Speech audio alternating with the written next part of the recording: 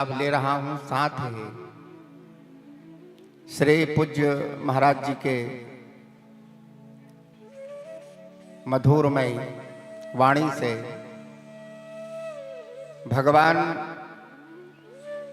मधुरामृत भगवान श्री कृष्ण के पावन कथाओं का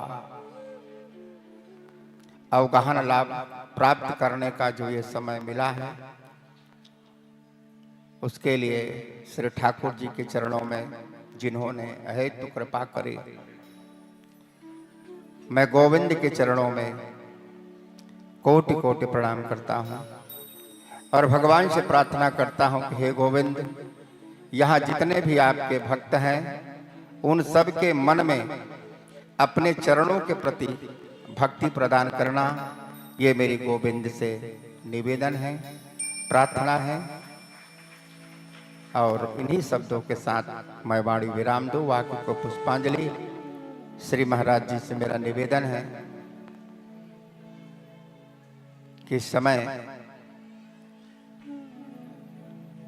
को देखते हुए कृपया कथा अवगाहन लाभ प्राप्त कराएं। हमें बड़ी जिज्ञासा है, जितनी जल्दी हो सके कथा प्रारंभ हो। बोले श्री राधा कृष्ण भगवान की जय। पुनः परम श्रद्धेय पिता गुरुदेव भगवान के युगल चरणों को सादर प्रणाम। यह हम समस्त छत्तीसगढ़ वासियों के लिए परम सौभाग्य का विषय है कि सर्व समर्था यज्ञेश्वरी गौ माता की सेवा एवं संरक्षण का उद्यापन महोत्सव 8 वर्ष पूर्व श्री राधे निकुंज आश्रम में रोहिणी गौशाला के रूप में परिणित हुई, जिनके ध्येता परम श्रद्धेय पिता गुरुदेव भगवान। एक बार जोरों से मैं करतल ध्वनि चाहूंगा। और अभी अभी हमने परम श्रद्धेय पूज्य महाराज जी का जन्मोत्सव भी इस मंच में हम सबने मंगलोत्सव मनाया। क्या सुंदर संदेश है, क्या सुंदर हम लोगों के लिए यह संकेत है कि मैंने जिन नामों का उल्लेख किया है आप सबके बीच में, परम सौभाग्यशाली हैं हम सभी की आज परम श्रद्धेय पूज्य महाराज जी के दर्शन के साथ साथ जिन्होंने इस पावन पुनीत धरा छत्तीसगढ़ को ऐसी दिव्य विभूति को जन्म दिया। परम वंदनीय परम सलीला हमारी माता जी का भी दर्शन हो रहा है एवं पिता गुरुदेव भगवान का भी दर्शन हो रहा है। ये हम सबके लिए मंगल सूचक है। आइए एक बार पुनः षष्ठम दिवस की इस मंगलमय बेला में आप पधारे। समस्त भगवत भक्तों का हृदय से आभार, सादर साधुवाद। बस इन्हीं शब्दों के संग हम सभी आज की मंगलमय कथाओं का अवगाहन लाभ प्राप्त करें। न हर समुद्र में मोती विशेष मिलते हैं, न हर समुद्र में मोती विशेष मिलते हैं, न हर मानव में मनुष्यता के गुण खिलते हैं। जिसके आने से बसंत में बाहर आ जाए, ऐसे पिता गुरुदेव भगवान तो बरसों के बाद मिलते हैं, बरसों के बाद मिलते हैं। आइए हम सभी कथा का अवगाहन लाभ प्राप्त करें। पूज्य महाराज जी, पूज्य व्यासपीठ।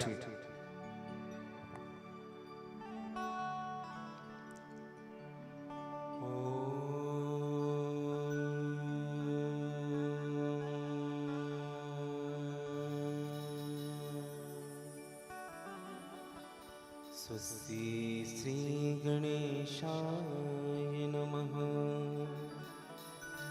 स्वस्ति श्री सरस्वत्यै नमः।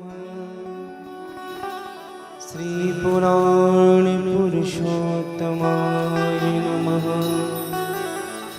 सद्गुरुदेव चरण कमलेभ्यो नमः। मुंशी विभूषित करा नवनीरदाभा।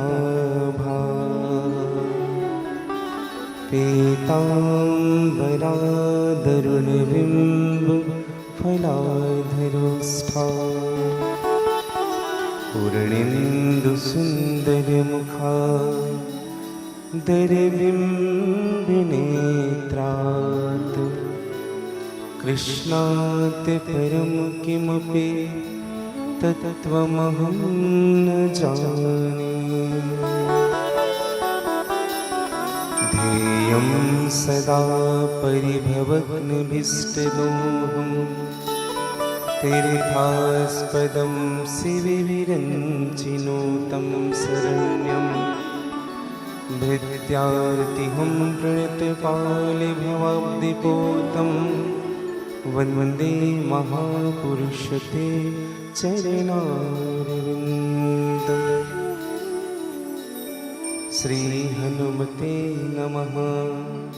सद्गुरुदेव चरणकमलेभ्यो नमः।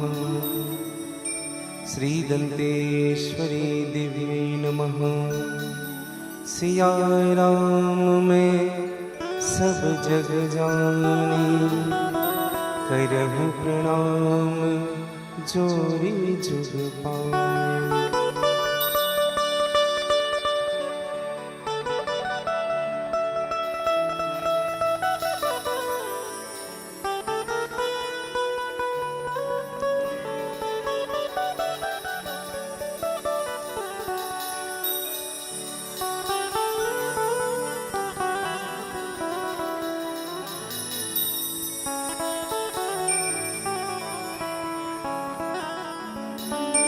जय जय श्री राधा रमण,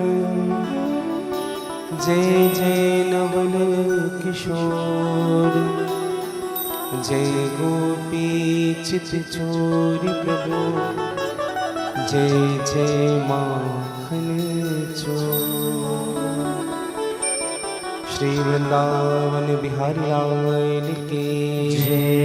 श्रीमद् भागवत महापुराण की जय। श्री हनुमान जी महाराज की जय। जगत गुरु करपात्री जी महाराज की जय। सद्गुरुदेव भगवान की जय। आदि शक्ति दंतेश्वरी मैया की जय। श्री बूढ़ादेव भगवान की जय। हिंदू सनातन धर्म की जय। श्री राधे निकुंज धाम की जय। श्री रोहिणी गौधाम की जय। अपने अपने माता पिता की जय। सब संतन की जय। सब भक्तन की जय। जय जय श्री सीताराम, जय जय श्री राधेश्याम। नमः पार्वती पतये हरे हरे महादेव।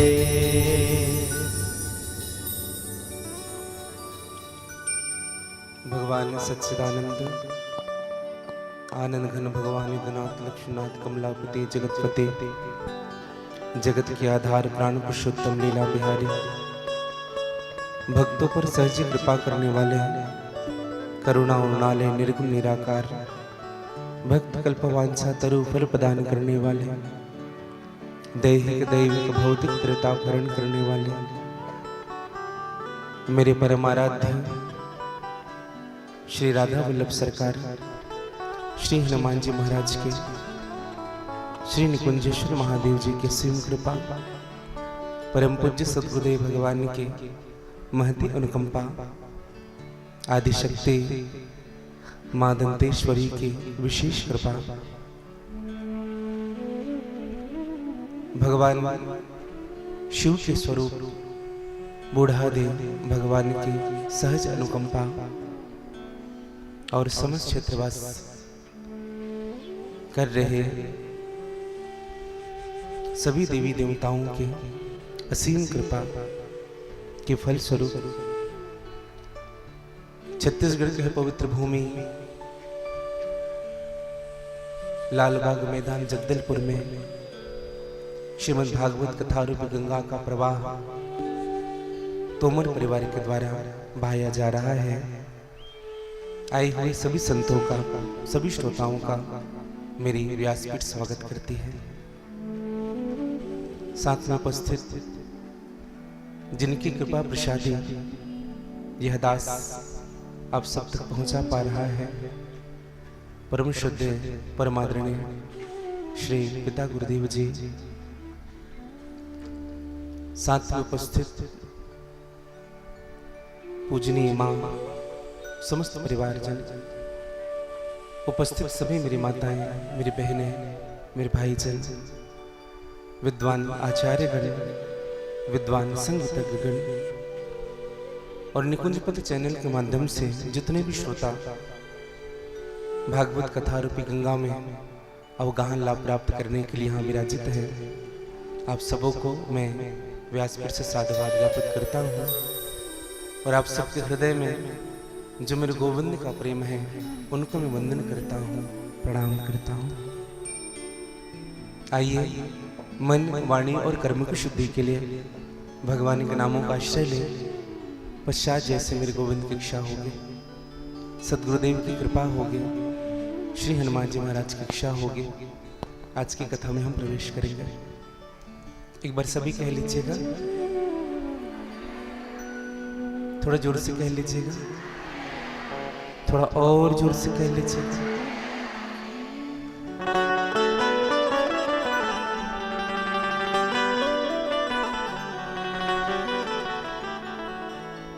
आज एक विश्वास था मुझे कि आज संडे है, आज रविवार है, तो हमारे ठाकुर जी के आने के पहले शायद पंडाल भर जाएगी, लेकिन ठाकुर जी को ही हम सबका स्वागत करना पड़ रहा है।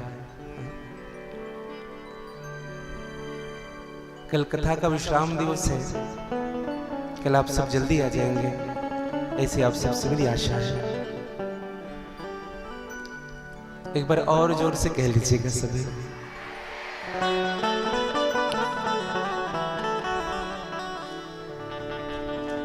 बसा कर नैनन में छिपा के तुझे नैनन में,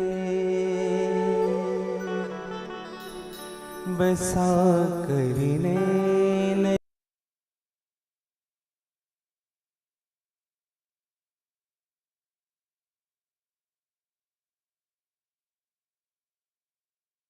मन मोहन तुझे रिझाऊं, तोहे नित्य ने लाड़ लड़ाऊं, बसा कर नैनन में छिपा के तुझे नैनन में।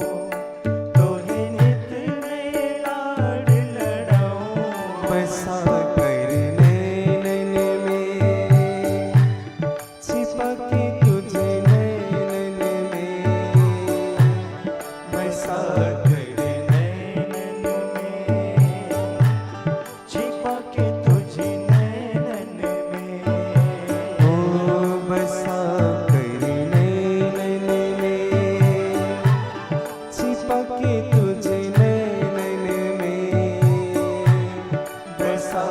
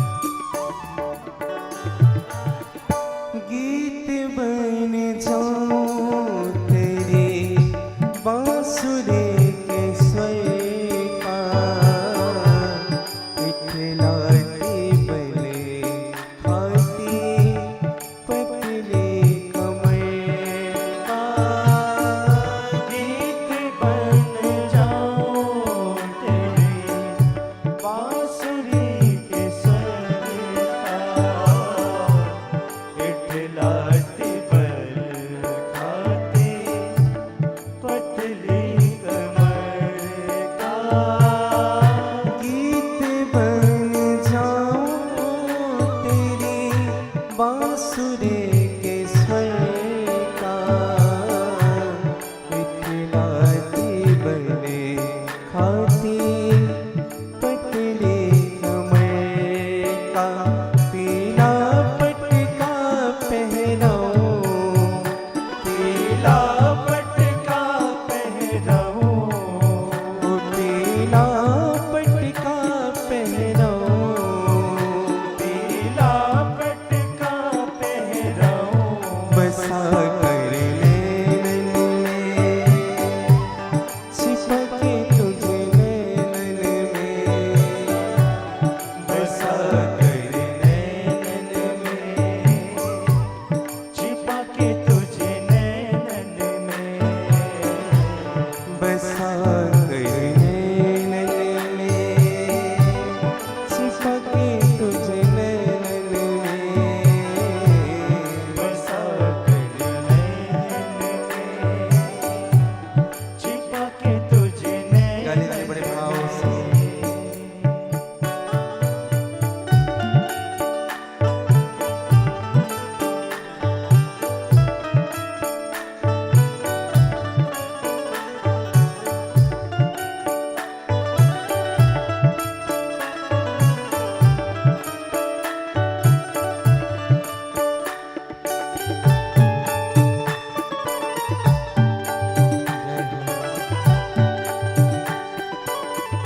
बोली द्वारिकाधीश भगवान की जय हो।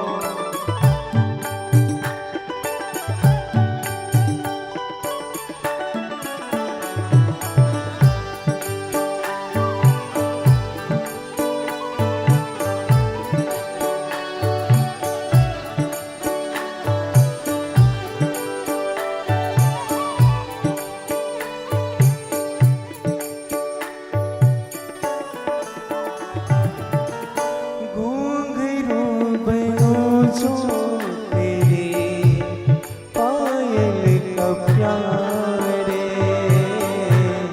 पल पल चुमा करूं चरण तिहारे, घुंघरू बनूं जो तेरे पायल का प्यारे, पल पल चुमा करूं चरण तिहारे। घूंघरू बनो जो तेरे पायल का प्यारे, पल पल चुमा करूं चरण तिहारे, तेरे संग में नाचूं गाऊं, तेरे संग में नाचूं गाऊं, तेरे संग में नाचूं गाऊं, तेरे संग में नाचूं गाऊं, बसा कर नैनन में छिपा के तुझे नैनन में, बसा कर छिपा के तुझे नैनन में, ओ बसा कर नैनन में छिपा के तुझे नैनन में, बसा कर छिपा के तुझे गले जी के बड़ी भाव से दोनों हाथ पसार कर जय हो।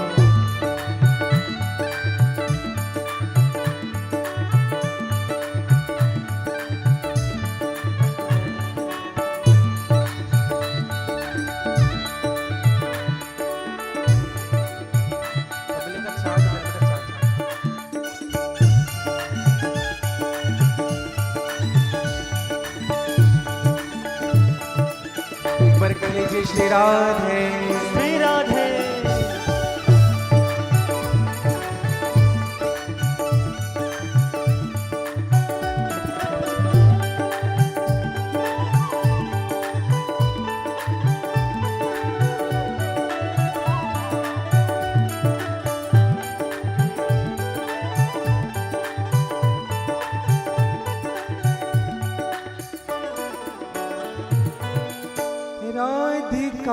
किशोरी संग रमण तिहारा, मुझको दिखा दो कभी ऐसा नजारा।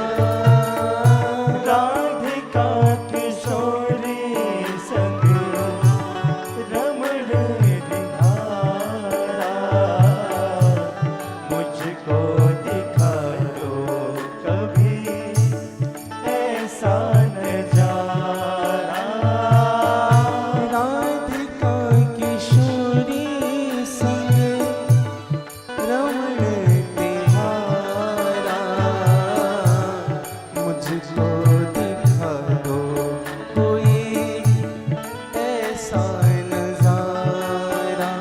फिर चाहे मैं मर जाऊं, फिर चाहे मैं मर जाऊं, ओ फिर चाहे मैं मर जाऊं, फिर चाहे मैं मर जाऊं, बसा कर नैनन में, छिपा के तुझे नैनन में, बसा कर नैनन में, छिपा के तुझे नैनन में, ओ बसा कर नैनन में, छिपा के तुझे नैनन में, बसा कर नैनन में, छिपा के तुझे नैनन में।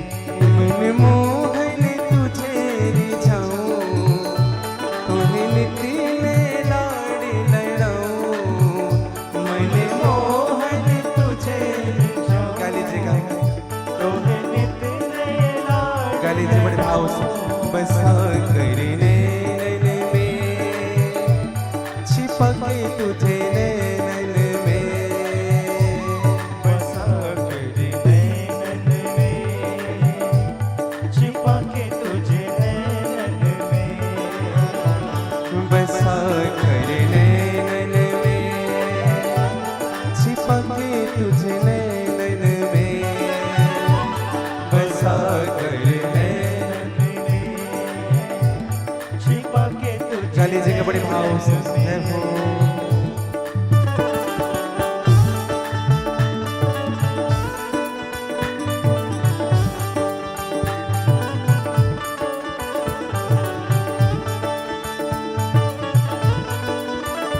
जय हो।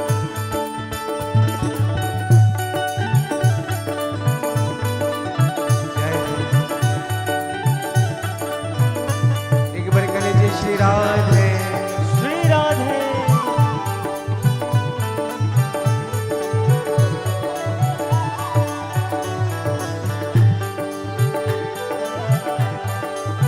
गा लीजिएगा बड़े भाव से।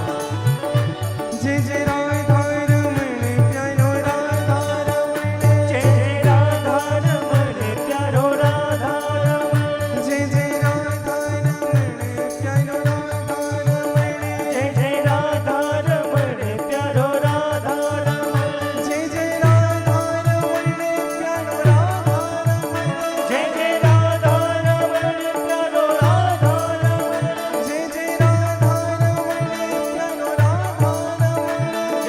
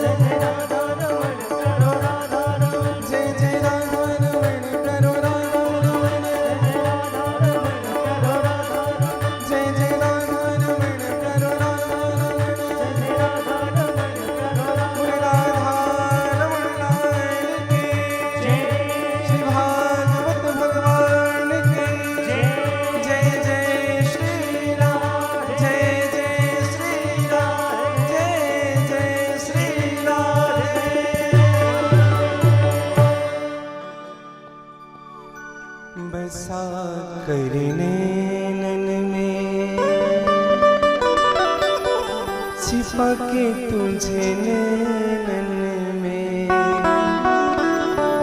बसा कर नैनन में, छिपा के तुझे नैनन में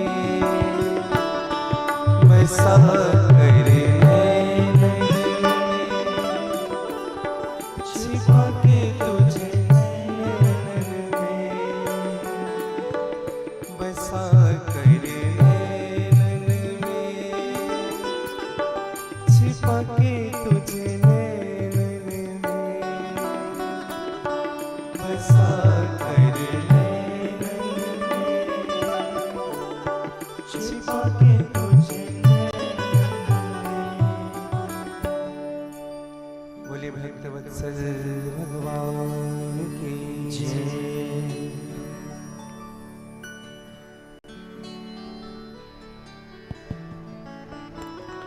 परम श्रद्धेय पूज्य महाराज श्री व्यासपीठ से मैं क्षमा प्रार्थी हूँ। मेरी प्रबल इच्छा थी गुरुदेव, हम सबके मध्य में हमारी राधा स्वरूपा, गंगा स्वरूपा, हमारी दोनों बहनें मंच पर विराजमान हैं। निसंदेह पिता के लिए बेटी जो है अमूल्य निधि होती है। पिता के लिए बेटी प्राण स्वरूपा है। पिता का प्राण यदि बेटी को कहा जाए तो यह अति संयोक्ति नहीं होगा। आप सब जानते हैं, कहते भी हैं कि बेटा भाग्य से मिलता है लेकिन बेटी सौभाग्य से मिलती है। आइए गंगा और राधा स्वरूपा हमारी राध्या बहन और नित्या बहन मंच पर विराजमान है। मेरी प्रबल इच्छा है कि मैं उनसे एक भजन का आनंद लूं। मैं उसे मंच पर आमंत्रित करता हूं।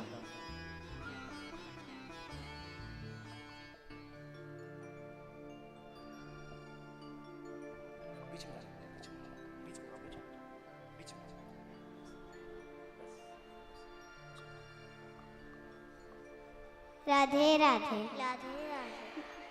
मेरा भागवत जी के चरणों में, मैं ठाकुर जी के चरणों में, मेरे पिताजी के चरणों में मेरा प्रणाम आप सबको। राधा वल्लभ श्री देवंश राधे। जरा देर ठहरो राम, जरा देर ठहरो राम, तमन्ना यही है अभी हमने जी भर के देखा नहीं है, अभी हमने जी भर के देखा नहीं। कैसी घड़ी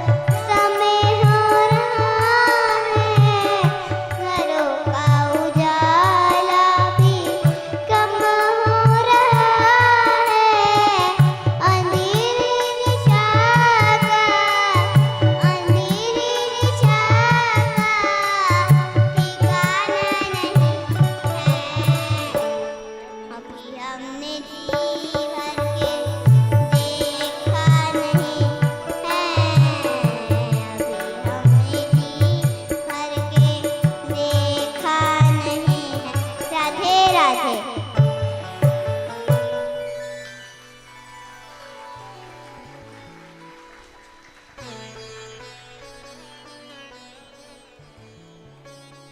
बहुत बहुत साधुवाद। एक बार जोरों से करतल ध्वनिया। हिंदू सनातन धर्म में हर पिता को यह संस्कार बेटी के लिए सींचना चाहिए।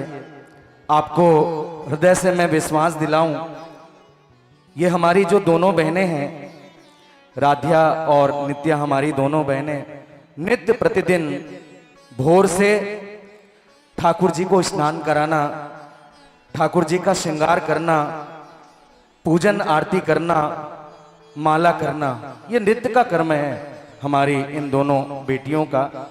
हृदय से मैं साधुवाद ज्ञापित करता हूँ। परम सौभाग्यशाली हैं वे पिता जिन्हें ऐसी बेटियां मिलती है। और मैं उनके लिए एक शब्द निवेदित करना चाहूंगा कि तुम्हारी इस अदा का राध्या और नित्या बहना, तुम्हारी इस अदा का राध्या और नित्या बहना क्या मैं जवाब दूं?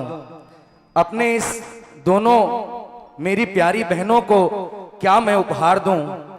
कोई अच्छा सा फूल होता तो माली से मंगवाता, जो खुद ही गुलाब है उसे क्या मैं गुलाब दूं? जो खुद ही गुलाब है उसे क्या मैं गुलाब दूं? आइए हम सभी पुनः कथा का श्रवण पान करें। पूज्य महाराज जी, पूज्य व्यासपीठ।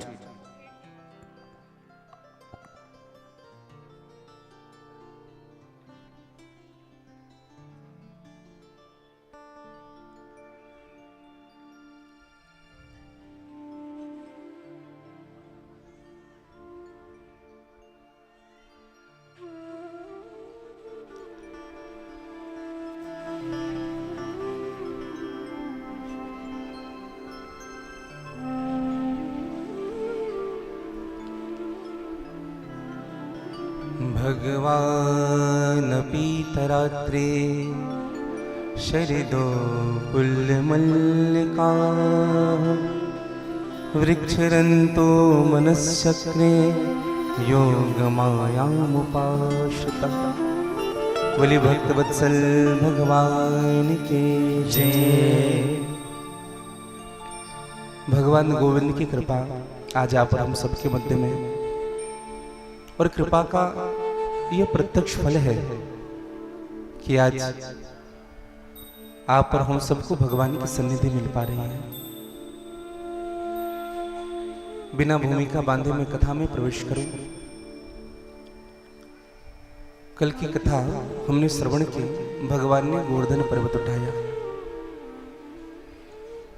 गोवर्धन नाथ की कल आप और हम सब ने उपासना की। भगवान ने गोवर्धन पर्वत उठाया अपनी कनिष्ठ उंगली में। कई संतों ने तो कहा कि भगवान ने अपने दाहिने हाथ से गोवर्धन पर्वत उठाया। कुछ संत कहते हैं भगवान ने अपनी कनिष्ठ उंगली में गोवर्धन पर्वत उठाया। लेकिन ब्रज के जो रसिक संत है ना, वो यह कहते हैं न हाथ की जरूरत पड़ी न उंगली की जरूरत पड़ी, भगवान ने अपने नाखूनों से पर्वत उठा लिया। विचार करिएगा, हमारे इस शरीर में सबसे छोटा अगर कोई अंग है तो वह कनिष्ठ उंगली। भगवान ने गोवर्धन पर्वत उठाया, 7 कोस का पर्वत। 7 साल के ठाकुर जी 7 दिन तक से उठा करके रखे। इतना विशाल पर्वत को भगवान ने कनिष्ठ में उठाया। आशय क्या है? हाथ में भी उठा सकते थे। भाव यही मिलता है कि जीव को बहुत बड़ा भी अगर कोई काम करना हो तो छोटा बन करके करना चाहिए। हाँ, अगर कोई बहुत बड़ा हम काम कर रहे हैं ना, तो हमारे जीवन में लघुता जरूर होनी चाहिए, छोटापन जरूर होना चाहिए। लेकिन आज का व्यक्ति छोटा सा काम करे, उनको ये लगता है कि हम बहुत बड़े हैं। नहीं भैया, जीवन में जिनको कृपा का अनुभव हो जाता है ना, वो उनके जीवन में कभी भी प्रभुता प्रवेश करती है तो लघुता के कारण प्रभुता प्रवेश करते हैं। इंद्र ने आकर के भगवान से क्षमा मांगी। हाँ, और इंद्र को प्रभु ने क्षमा कर दिया। कल की कथा में हमने यह भी सुनी कि ब्रह्मा जी ने भी भगवान के प्रति अपराध किया और ब्रह्मा जी ने भगवान से क्षमा मांगी और इंद्र ने तो कम क्षमा मांगी, ब्रह्मा जी तो लंबी चौड़ी क्षमा मांगी, कई श्लोकों से क्षमा मांगी, लेकिन भगवान ने ब्रह्मा जी को पलट करके नहीं देखा। लेकिन इंद्र को एक बार हाथ जोड़ने पर क्षमा कर दिया। इसका मतलब क्या है? क्या इंद्र से अधिक प्रेम था भगवान को कि उनको क्षमा कर दी? ध्यान से सुनिएगा जो मैं कहने जा रहा हूं। क्या इंद्र से अधिक प्रेम था कि ब्रह्मा जी से कम प्रेम थे भगवान को? दरअसल इंद्र को क्षमा इसलिए किया भगवान ने, सबसे पहली बात, इंद्र ब्रह्मा जी स्वयं आए भूल करके सामने और भगवान से हाथ जोड़ा। मतलब भूल करने के बाद भी सामने आने की दशा ब्रह्मा जी की हो गई। और इंद्र जब आए ना तो स्वयं नहीं आए, सबसे पहले सन्मुख सुरभि गाय को रखा। मेरी माँ सुरभि गाय को सामने रखा, फिर पीछे पीछे इंद्र आए। तो गायों को देख करके भगवान बड़े गदगद हो गए, बड़े प्रसन्न हो गए और इंद्र से कहा कि जाओ तुम्हें क्षमा कर दिया। आप कभी देखेंगे कर्मचारी से अगर कोई गलती हो जाए ना तो कर्मचारी ये देखता है कि कोई अधिकारी का कोई अंग तरंग मित्र हो जिनको अपने साथ लेकर के चले, जिनको देख करके अधिकारी खुश हो जाएगा, हमें क्षमा कर देगा। लेकिन एक निवेदन करूं, ब्रह्मा जी इंद्र में क्या अंतर है? ब्रह्मा जी का जो एक दिन होता है, ध्यान से सुनेंगे, ब्रह्मा जी का एक दिन में 14 मनवंतर होते हैं। ब्रह्मा जी के एक दिन में, और उन 14 मनवंतर में 100 बार इंद्र बदल जाता है। अब विचार करिएगा, ब्रह्मा जी का एक दिन और उस एक दिन में 100 इंद्र बदलता है। अब बताइए ब्रह्मा जी के सामने इंद्र की क्या गणना करें? इंद्र तो बहुत छोटा है, ब्रह्मा जी तो बहुत बड़े हैं। भगवान कहना यह चाह रहे हैं कि जब छोटों से भूल हो तो उनको माफ किया जा सकता है, लेकिन जब कोई बड़ा भूल करे ना तो उनका अपराध अक्षम्य होता है। इसको ऐसे समझे जैसे गांव का कोई सरपंच ने भूल कर दिया, जैसे उन्होंने कुछ घोटाला कर दी, कुछ भूल कर दिया, तो उसमें केवल गांव का अहित होगा। लेकिन अगर वही भूल मुख्यमंत्री जी करने लग जाए, प्रधानमंत्री जी करने लग जाए, तो फिर पूरे देश का अहित होता है। तो बड़ा बनने के बाद ये बात बहुत जिम्मेदारी से हमारे जीवन में होनी चाहिए। ईश्वर ने हमको बड़ा बनाया है तो प्रयास करना चाहिए कि हमारे एक भूल से क्या गति हो सकती है, क्या मति हो सकती है। देखेंगे ना, अगर सरपंच जी को, पार्षद जी को कोई काम मिला तो फिर ऊपर तक बढ़ता है, हाँ तुम करो, कुछ कमीशन यहाँ छोड़ देना, फिर करो, हम कुछ नहीं करेंगे। लेकिन जहां का प्रधानमंत्री हो, ना खाऊंगा ना खाने दूंगा, वहां भूल हो सकती है। समझिएगा, जीवन में अगर हमसे अपराध हो रहा है तो प्रयास करिएगा पहले उन भूलों का हम सुधार करते चले। इंद्र ने भगवान की शरणागति स्वीकार की। 7 रात 7 दिन तक से गोवर्धन पर्वत उठा रहा है और इतनी बारिश हुई कि अभी तक, आज तक इस पृथ्वी में ऐसी बारिश कभी नहीं हुई थी, मूसलाधार बारिश 7 दिन 7 रात तक। और ये जल कहां गया? छोटे से निवेदन करूं, इस जल को, पूरे जल को अगस्त मुनि ने पान कर लिया था। अगस्त मुनि का नाम सुना होगा आप लोगों ने? किस किस ने सुना है? कुछ जानते हैं उनके बारे में? अगस्त मुनि ने एक चुल्लू में पूरे समुद्र का जल पान कर लिया था। हाँ, जब भगवान राम और मेरी माँ जानकी का विवाह हुआ तो माँ जानकी ने भगवान से कहा, प्रभु कोई ब्राह्मण मिलेगा क्या जिनको हम ब्राह्मण भोज कराना चाहें? भगवान ने कहा कितने ब्राह्मण हैं अवध में? जानकी मैया ने कहा प्रभु ऐसा ब्राह्मण लाना जो कुछ खाए, और ऐसा खाए सबसे अधिक खाने वाला ब्राह्मण। भगवान ने कहा ऐसा ही करूंगा। और भगवान ने कहा सीधे अगस्त मुनि के पास कहा कि आपका ऑफर आया है, चलो भोजन प्रसादी आपको लेनी है। अब अगस्त मुनि आए, मैया ने भोजन परोसा। अब आधा किलो की आटे की रोटी सेकी गई, पूड़ी बनाया गया, हलवा बनाई गई, गाजर की खीर बनाया गया और बढ़िया परोसा गया। अगस्त मुनि को छोटे थाल में परोसा गया। अगस्त मुनि ने कहा बोले मैया थोड़ी बड़ी थाल हो तो बड़ी कृपा हो। अब जैसे बड़ा थाल मिला उसके हिसाब से जब परोसा गया तो 10 मिनट में अगस्त मुनि ने पूरा चट कर गया। मैया ने कहा भूखा रहा होगा ब्राह्मण, और भोजन बनाया। अब तो 4 किलो का आटा का पूड़ी बनाया, और वैसे ही हलवे, वैसे ही खीर। अगस्त मुनि ने खाना प्रारंभ किया, 1 घंटे में चट। अब अगस्त मुनि विचार हुआ, बोले मैया अगस्त मुनि हमसे परीक्षा ले रहे हैं, हम हारने वाले नहीं हैं। हाँ, अवध की महारानी है। भोजन बनाते गए, बनाते गए, बनाते गए, 1 कुंटल आटा खत्म हो गया। मैया ने विचार किया ये क्या हो गया इनको, सुबह से लेकर के शाम हो गया खाते खाते।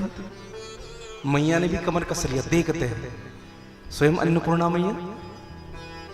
और अगस्त मुनि को खाते खाते खाते खाते 4 दिन बीत गए। हाँ, मैया को बड़ा आश्चर्य लगा, बोले अगस्त मुनि कैसे? अगस्त मुनि के पास जाकर के कहा, मैया ने बोले प्रभु आप ब्राह्मण देवता, आप खा रहे, हम मना नहीं कर रहे आपको, आप जितना खाना है खाइए, लेकिन पानी भी तो पीजिए, बीच में पानी भी तो पीजिए। अगस्त मुनि ने कहा मैया बीच तो आए, बीच तो आए तब तो बीच में पानी पिए, हमारी आधी पेट भर जाए तब हम पानी पीते हैं, मैं भी तो आधी भी नहीं बनी। मैया ने कहा राम राम राम राम, अब क्या होगा? भगवान राम जी के पास गए, हाथ जोड़ा, बोले प्रभु अब हमारे बस की बात नहीं है, अब आप जानो प्रभु, ऐसा ब्राह्मण आया है जो खा ही रहा है। भगवान ने तुलसी का दल दिया, जाओ उनको दे देना। और जैसे ही तुलसी का दल अगस्त मुनि ने तृप्त हो गए। अब जब तृप्त हो गए तो फिर हाथ जोड़ करके अगस्त मुनि ने कहा प्रभु बड़ी कृपा हुई आपके, बढ़िया भोजन था प्रभु, भोजन तो अच्छा था, अब जल भी पिला दे तो बड़ी कृपा होगी। भगवान ने कहा पूरी सरयू जी के पानी समाप्त हो जाएंगे अगर आप जल पियोगे तो, पूरे अवध वाले प्यासे मर जाएंगे। इसलिए अगस्त जी मेरी एक बात मान लो। बोले क्या प्रभु? अभी त्रेता में भोजन करना, द्वापर में पानी पीना, त्रेता युग में भोजन करके द्वापर में पीना। और अगस्त मुनि यही भगवान ने जब गोवर्धन पर्वत उठाए तभी जाकर के अगस्त मुनि ने 7 दिन 7 रात तक से जो जल हुआ उसी जल का पानी किया है। हाँ। गोवर्धन का आशय क्या है? गो अर्थात इंद्रियां, अर्धवर्धन अर्थात पुष्ट होना।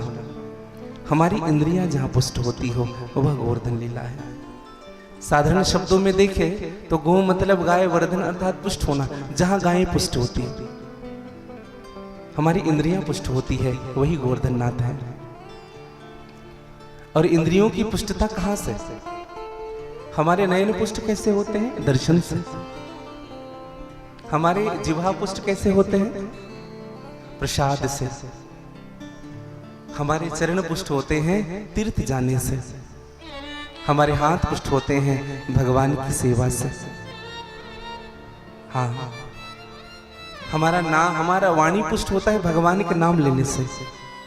हाँ, इसलिए मानस में गोस्वामी जी ने बड़ा सुंदर सूत्र दिया है, तुम्हीं निवेदित भोजन करहि, तुम्हीं निवेदित भोजन करहि, तुम्हीं निवेदित भोजन करहि, तुम्हीं निवेदित भोजन करहि, प्रभु प्रसाद पट भूषण धरहि, प्रभु प्रसाद पट भूषण धरही चरण सदा तीरथ चल जाहे चरण सदा तीरथ चले जाए राम बसहो उनके मन माहे राम बसहो जिनके मन माही तुम ही निवेदित भोजन करे हैं। हमें भी अपने जीवन में सूत्र अपनाना चाहिए, बिना भगवान को भोग लगाए भोजन नहीं करना चाहिए। गीता भी कहता है जो बिना भगवान को भोग लगाए भोजन करता है ना, वह व्यक्ति पाप का अन्न खाता है। हाँ, पाप का आहार लेता है। भोजन भोग जरूर हो। हाँ, आंख श्रेष्ठ वही है जो दर्शन करे, मुख श्रेष्ठ वही है जो प्रसाद ले। जीवन में प्रसाद प्राप्त करे जिनसे हमारे जीवन का विषाद समाप्त होगा। एक व्यक्ति ने अपने सदगुरुदेव भगवान से पूछा, गुरुदेव मेरे जीवन में खूब दुख है, खूब दुशह दुख है, खूब यातनाएं हैं। हाँ, और मेरे जीवन का विषाद समाप्त कैसे होगा?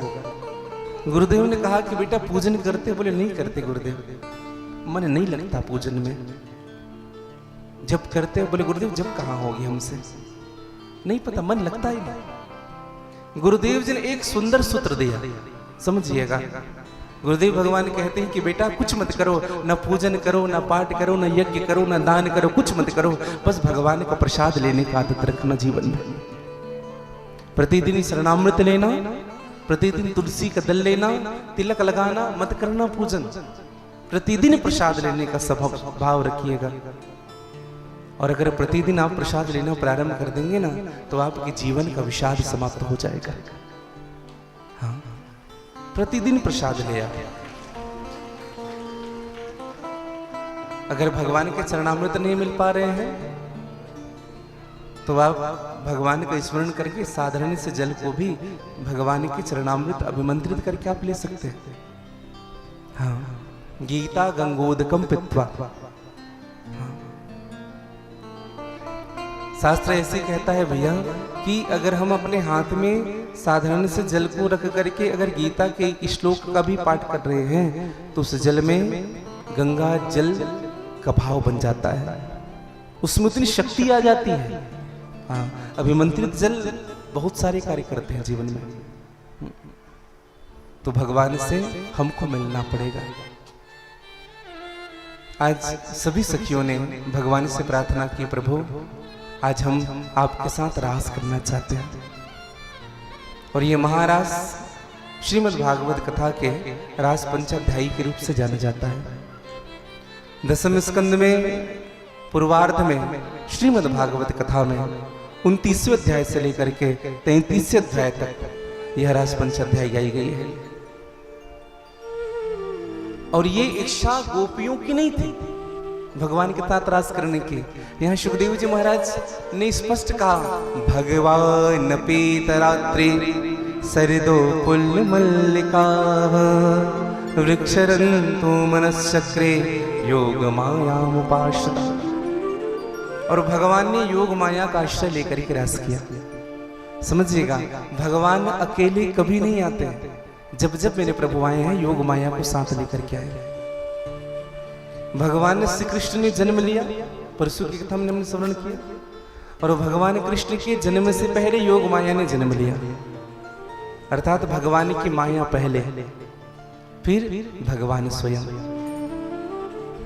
इसका अर्थ समझ रहे हैं? पहले हमारे जीवन में ना भगवान खूब माया देते हैं। हाँ, खूब माया देंगे, सुंदर बंगले देंगे, गाड़ी देंगे, मोटर कार देंगे, खूब ऐशो आराम की फैसिलिटी होगी। उनके बाद ना अचानक से इन सबको छीन लेंगे। और वो हमारी परीक्षा होती है, ध्यान से सुनिएगा, वो हमारी परीक्षा होती है। इनको जब छीन लेते हैं तो भगवान ये देखते हैं कि ये वैसा ही है कि मेरे प्रति बदल गया है। जब अच्छा अच्छा कर रहा था इनके जीवन में तो ये मुझसे जुड़ा हुआ था। अब मैं इनसे ये सारी चीजों को दूर कर दिया हूं, अब ये मुझसे जुड़ा है कि नहीं। और यही परीक्षा है जीवन की। जीवन में जब दुख आ जाए ना भैया, जब लोग आपसे दूर होने लग जाए, जब सब चीज छीनने लग जाए, इनको भगवान की परीक्षा मानिएगा। और उस अवस्था में अगर भगवान हमें याद है तो समझिएगा मृत्यु पर्यंत हमें भगवान हमसे दूर नहीं होंगे कभी। और आज भगवान ने रास किया, भगवान ने वेणु वादन किया है, भगवान ने बंसी बजाई। और उस वेणु वादन की आवाज को सुन करके सभी सखियां भगवान के दर्शन के लिए पधारी है। सुखदेव जी महाराज से राजा परीक्षित ने प्रश्न किया, महाराज ये बंसी कौन है जिनको भगवान अपने पास सदैव रखे रहते हैं? इतना प्रेम बंसी से कैसे हुआ ठाकुर का? देखो एक निवेदन करूं भैया, कभी कभी ना बंसी से मेरी राधा रानी भी द्वेष करती थी। राधा जी क्या कहती थी, बंसी बंसी नहीं मेरी सौत है। प्रभु हमसे दूर हो जाते हैं लेकिन बंसी को नहीं छोड़ते हैं।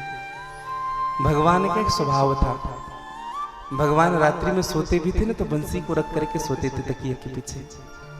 हाँ।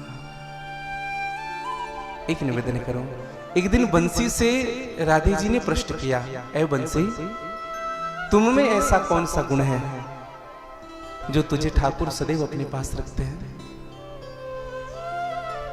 हमसे भगवान दूर हो जाते हैं, कभी कभी तो हमें याद भी नहीं करते, लेकिन तुझ में ऐसा कौन सा गुण है कि सदैव भगवान तुम्हें अपने पास रखते हैं? बंसी ने उत्तर दिया जो सुनने योग्य है।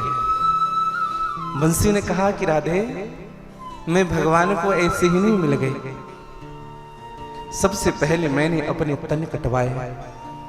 विचार करिए कि बांस से बंसी बनती है और सबसे पहले बांस को काटा जाता है, तन कटवाए।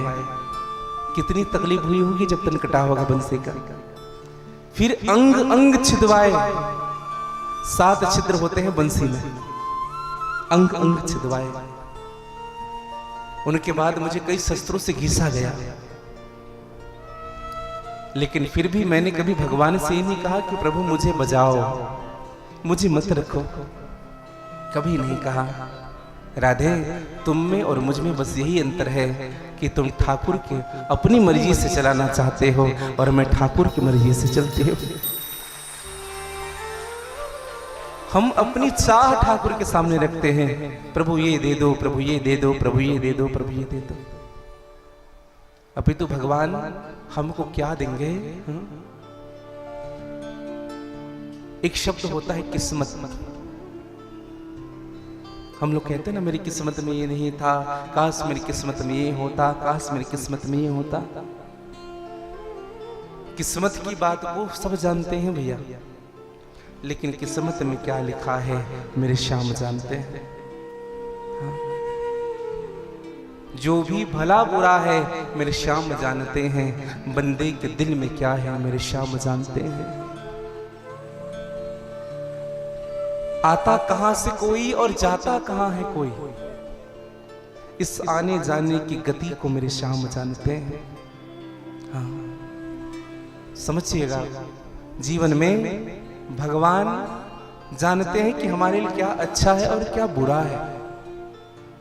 हाँ। मैं सदैव मंचों से कहता हूं, जब हमने इंजीनियरिंग की पढ़ाई की तो हमारी इच्छा थी कि हम इंजीनियर बन जाए। फिर ठाकुर जी की कृपा से सृष्टों की सन्निधि रही, फिर मन में आया कम से कम प्रभु कुछ गाना सीख जाए।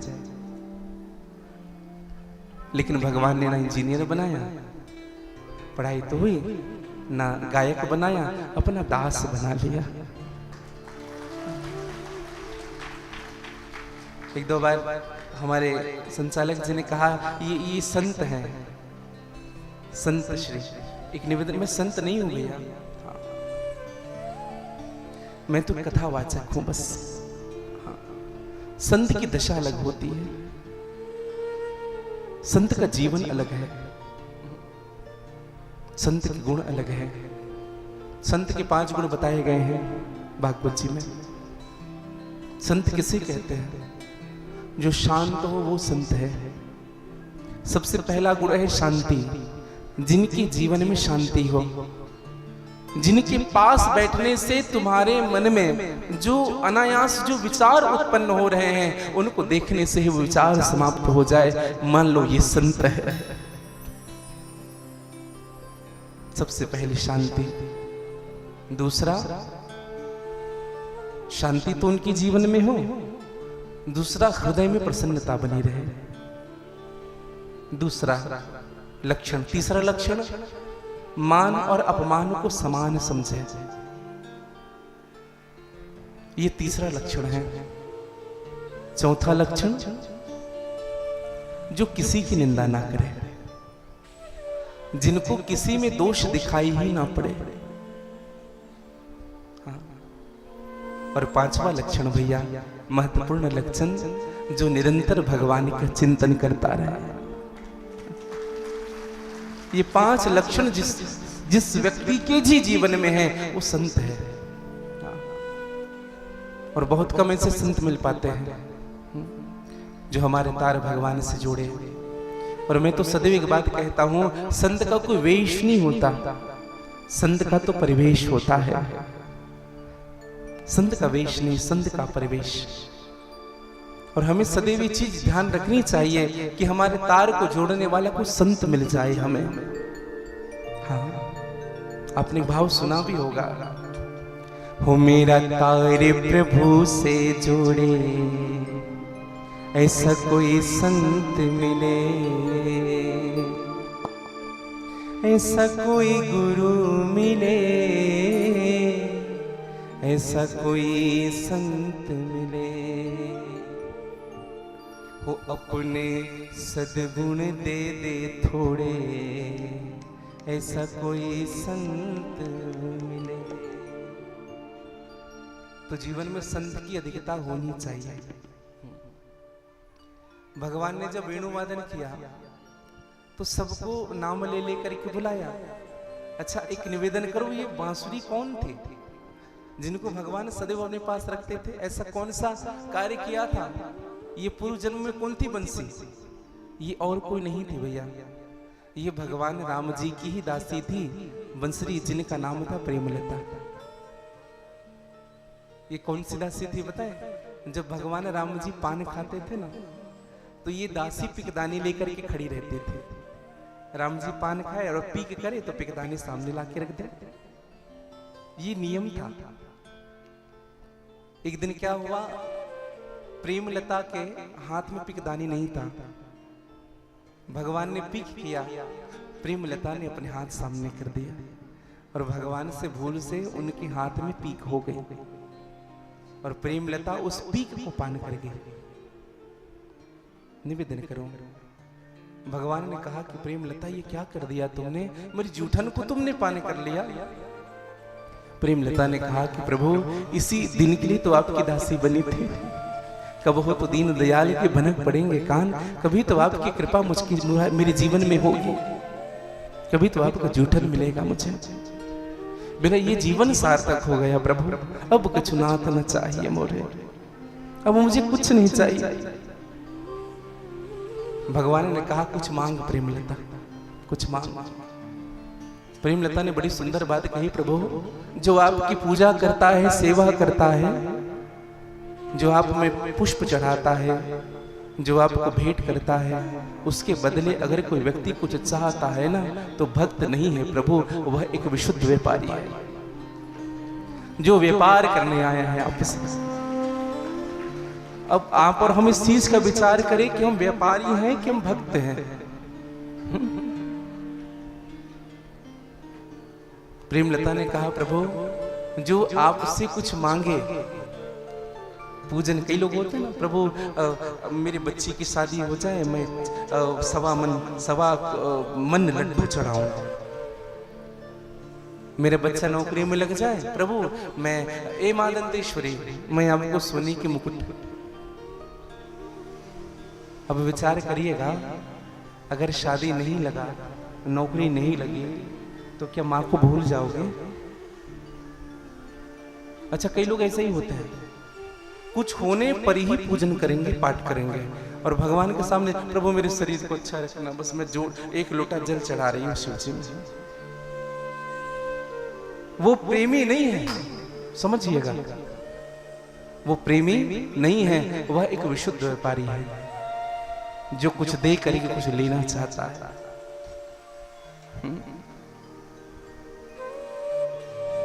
भक्त प्रहलाद ने भगवान नरसिंह से कहा, प्रभु बड़ी कृपा हुई आपकी। नरसिंह भगवान ने कहा कुछ मांगो।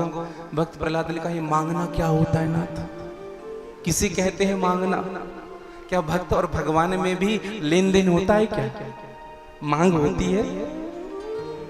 प्रभु अब कछु नाथ न चाहिए मोरे, दीन दयाल अनुग्रह तोर।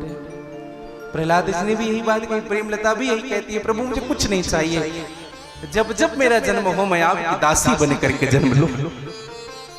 स्वामिनी बनना स्वीकार नहीं किया, दासी बनना स्वीकार किया। भगवान ने कहा नहीं नहीं प्रेमलता,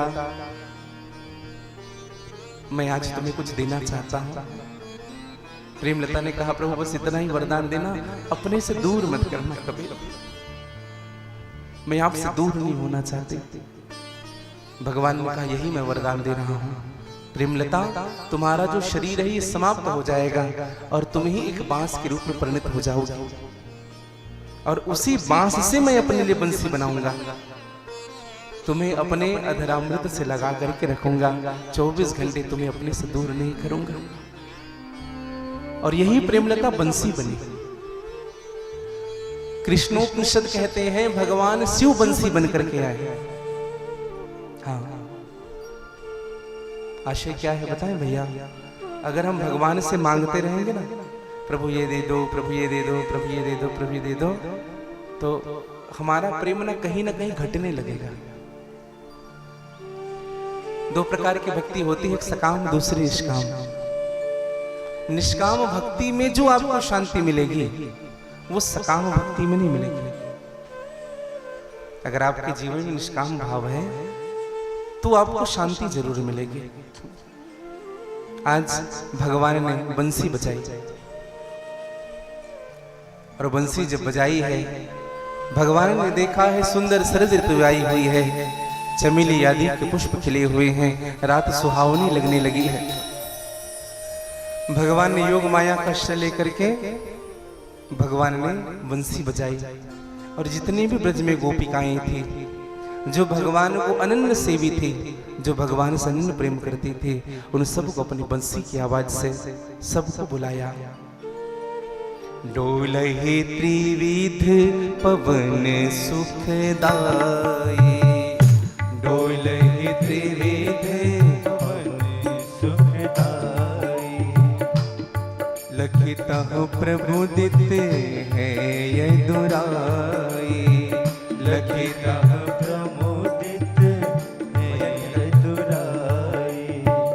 तेरे भंगे हैं वेणु बजाए, तेरे भंगे हैं वेणु बजाए, हो सुने गोपी आतुर उठ धाई, सुनी गोपी आतुर उठ धाई।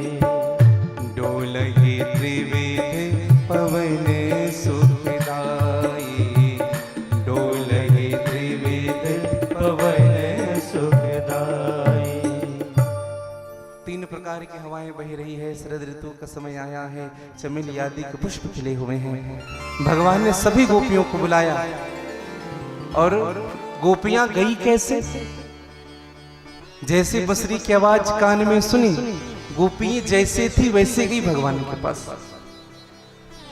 कोई कंघी कर रही थी गोपी, वो बाल बांधी ही नहीं वैसी चली गई। इतनी शुद्ध बुद्ध गो गई कि घर का काम छोड़ करके, किसी ने चावल चढ़ाया था, चावल चढ़ा करके वैसे ही छोड़ के चली गई। कोई गोपी काजल लगा रही थी तो एक आंख में काजल लगा था, दूसरा आंख शुद्ध ही नहीं था। बांसुरी की सुध बुध गई सुन गोपिनी की, छल गई लोक लाज ग्रह काजे तन के। केश खोले बांधे नहीं, वसन संभाले नहीं, ध्यान ही कहा था कि वो जाति सज धज के। किसी ने शयन छोड़ा, किसी ने भजन छोड़ा, किसी ने भोजन छोड़ा, आई भग भग के। हमने कमन काम कामना जगाई आज, छोड़ आई बांसुरी ने बज के। किसी ने भजन छोड़ा, किसी ने भोजन छोड़ा, वैसे ही आई सहज श्रृंगार किए उठी धाई। सहज श्रृंगार। अच्छा, श्रृंगार कैसा होना चाहिए हमारा? सहज श्रृंगार मतलब हम जब किसी को देखें तो असहजता ना लगे उनको देखने से, ऑड फील ना हो। हाँ, और आजकल की श्रृंगार ऐसी होती है भैया, क्या बताएं हम। आजकल होता ना, क्या बोलते हैं उसको, शादी में 4-5 घंटे तक और श्रृंगार करना चाहिए, मना नहीं करते, लेकिन श्रृंगार वह वंदनीय है जो असहज ना लगे, जो सहज भाव से लगे। हाँ हाँ, कई लोग इतना श्रृंगार करके आते हैं कि आकर के हंसते भी नहीं है। हाँ, सत्य बता रहा हूं आपको, कई जगह ऐसी दृष्टि पड़ती है, ऐसे श्रृंगार करके बैठेंगे, उनको ऐसा लगता है जैसे सब हम ही देख रहे हैं और ना हंसेंगे। हाँ। और एक हमारी शिष्या है, मैं आपको एक घटना बताऊं। अभी बाटा गांव में कथा हो रही थी, तो व्यवस्थाएं तो बड़ी थी। बीच में हम कथा में गए, कथा से जब विवाह में गए अग्रवाल परिवार से, तो सबको इंतजार था गुरुजी आएंगे। और उनके माता पिता तो लग ही नहीं रहे थे कि इनकी शादी हो रही है। हाँ, नॉर्मल सा कपड़ा और बस इंतजार था गुरुजी आएंगे। और वो बेटी आई और उनका भी एकदम ऐसा श्रृंगार था कि क्या बता, एकदम सहज। और जैसे बड़ी ड्रेस जो पहनते ना आजकल, तो वो आ करके हमारा दंडवत के सबने रोका, रही ऐसा मत करो। उनके साथ जो थी, जो श्रृंगार, ज्यादा झुको मत, इधर ये मत करो, सर बोले कुछ नहीं होता, बस गुरुदेव आए। साधारण भाव से। कुछ ऐसे भी होते हैं संसार में, और कुछ ऐसे होते हैं जो झुकना नहीं चाहते, झुकते ही नहीं। एक जगह हम शादी में गए थे ना, तो कपड़े 2 पकड़े थे ऐसे, वो चल ही नहीं पा रहे थे। तो अच्छी बात है खूब, क्योंकि एक दिन ही तो होता है जिस दिन हम जरूर होना चाहिए, लेकिन श्रृंगार सहज हो, असहज ना हो। हाँ। तो मैं निवेदन करूं, आज सभी गोपियां सहज श्रृंगार करके आई है और भगवान ने सबका स्वागत किया है। सभी गोपियों से भगवान ने कहा, स्वागतम हो महाभागः प्रियम ही करिवाणः ब्रजस्य नामजं कस्यत मृतागमन कारणम। हे महाभाग, स्वागत है आप सबका। सबको बिठाया लाइन से, और जब सब बैठ गए ना, तो सबसे प्रश्न किया, वृतागमन कारणम, तुम सबके आने का प्रयोजन बताओ, क्यों आए हो। अब इतना बुरा लगा वहां जितने बैठे थे, कहा कि प्रभु आपने बुलाया और हम आए हैं, और हमसे ही पूछते हो आने का कारण क्या है। जैसे तुमर जी ने हम सबको आमंत्रण किया हो, और आप अगर कथा पंडाल में आकर के बैठे कैसे आना हो आपका, कैसा लगेगा? कल से आओगे कथा में? बुलाए हो, आमंत्रण दियो, फोन किए तभी तो भगवान ने जब पूछा बड़ा बुरा लगा, और अब भगवान ने सुनाना प्रारंभ कर दिया। क्या सुनाया? कहा कि तुम सबको शर्म आनी चाहिए। अब देखो भगवान के शब्द, तुम सबको लज्जा नहीं आती? घर परिवार छोड़ करके आ गए, सास ससुर को छोड़ करके आ गए, पति को छोड़ करके आ गए, बच्चों को छोड़ कर गए, भोजन बनाते उनको छोड़ करके आ गए हैं? और खूब सुनाया भैया। पति मतलब समझते हो? हाँ, सदगृहस्थ के सबसे बड़े लक्षण है जो स्त्री पतिव्रता है। और स्त्रियों का एक ही धर्म है, मन से, वचन से, कर्म से पति की सेवा करें।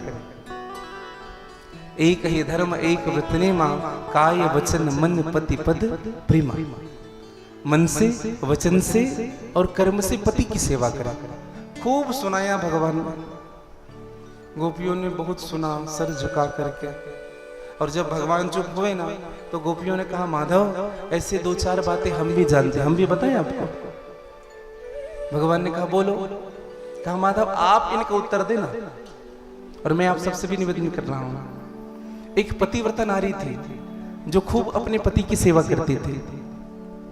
एक बार क्या हुआ, उनका पति विदेश गया और उनकी नारी सेवा कैसे करती थी? पति को अपने हाथों से भोजन कराती थी, जैसे भगवान की सेवा होती है।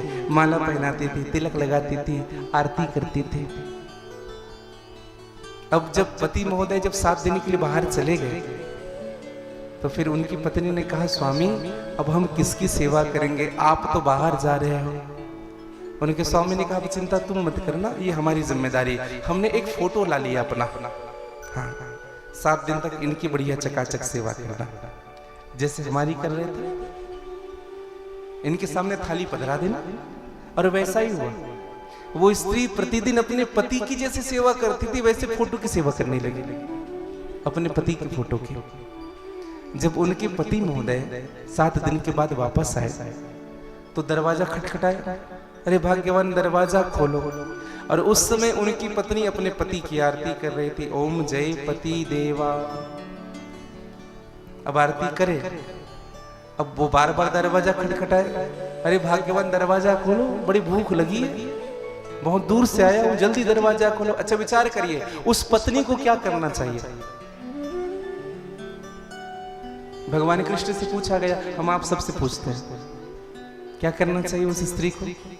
नकली पति की सेवा करते रहना चाहिए कि जो असली आ गए उनको दरवाजा खोल करके स्वागत करना चाहिए? जो असली आ गए उनको स्वागत, उनके सत्कार में चले जाए। भगवान ने कहा यही बोले, जो बात सब जानते हैं, असली आ गए हैं तो नकली को कौन? सखियों ने कहा यही तो कहना चाहते हैं माधव, आप ही हमारे असली पति हैं, इसलिए हम आपके सन्मुख हैं, आप ही हम सबके पति हैं, इसलिए हम आपसे रास करने आए हैं। भगवान बड़े प्रसन्न हुए और भगवान ने गोपियों के साथ रास किया। वहां तो कुछ गोपियां ऐसी भी थी भैया जिनको घर वाले जाने नहीं दे रहे थे रास करने के लिए। तो वह गोपियां एक कमरे में प्रवेश करके ध्यान अग्नि से अपने शरीर को नष्ट कर दिया और इस गोपी की आत्मा भगवान के पास रास करने गई। परीक्षित ने कहा महाराज गोपियां कम पढ़ी लिखी थी, इतना ध्यान, इतना ब्रह्म ज्ञान, अपने शरीर को नष्ट कर दिया, ये ज्ञान कहां से आया? ये गोपियां कौन है? सुखदेव जी महाराज ने कहा ये गोपियां और कोई नहीं है, यह गोपियां दंडकारण्य में रहने वाले ऋषि है, मुनि है, मनीषी है, जो आज भगवान के साथ रास कर रहे हैं। ये गोपी बन करके आए। और एक निवेदन करूं मैं भैया आप सबसे, अगर भगवान के साथ रास करना है तो गोपी बनना ही पड़ेगा। हाँ, चढ़े जब वृंदावन का रंग, चढ़े जब वृंदावन का रंग, तो गोपी भाव सहज में उपजे, पुरुष भाव हो भंग। भगवान शिव को भी आना पड़ा तो गोपी बन करके भगवान आया। आपने बड़ा सुंदर दर्शन किया होगा। आज तो भगवान ने सबको बुलाया और सब आए। ब्रह्मा की पत्नी ब्रह्माणी आने लगे, इंद्र की पत्नी इंद्राणी आने लगे, वरुण देव की पत्नी, कुबेर की पत्नी, सब आ रहे हैं। इधर तो भगवान शिव की पत्नी शिवानी भी आने लगी। और मेरी मैया खूब सज रही है, दज रही है, पैरों में पाजे पहनने लगी, पैरों में माहूर लगाने लगी, 84 गज का लहंगा पहनने लगी, जुड़ा बांध लिया, गजरा लगा लिया, खूब सजी। भगवान शिव ने पूछा, पार्वती शादी जब हुई थी तब इतनी सजी धजी थी, आज कोई विशेष बात है? कहा प्रभु बड़ी विशेष ही बात है। बोले क्या? कहा जो ठाकुर जी हैं आपके जो इष्ट हैं भगवान ब्रजेंद्र नंदन भगवान कृष्ण, हाँ हाँ वो रास कर रहे हैं और रास में हमें आमंत्रण किया प्रभु।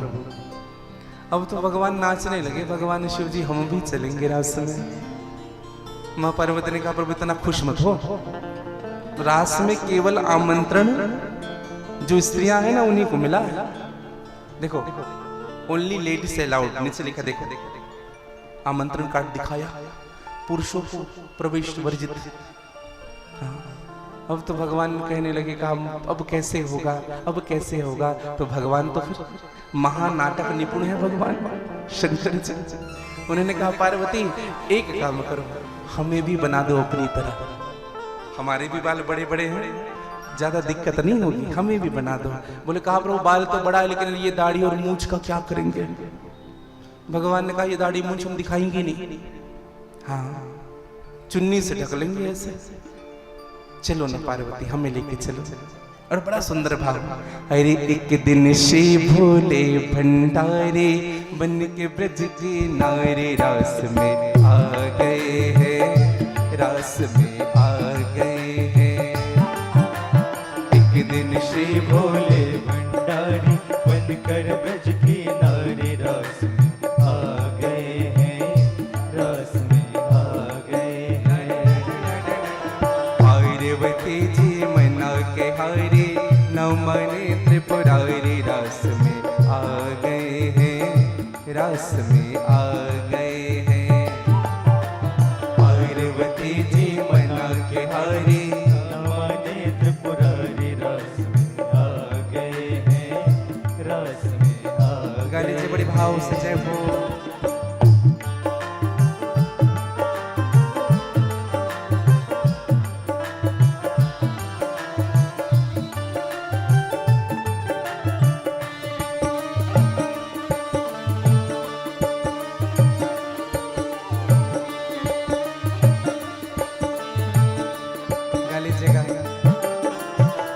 पार्वती से बोले,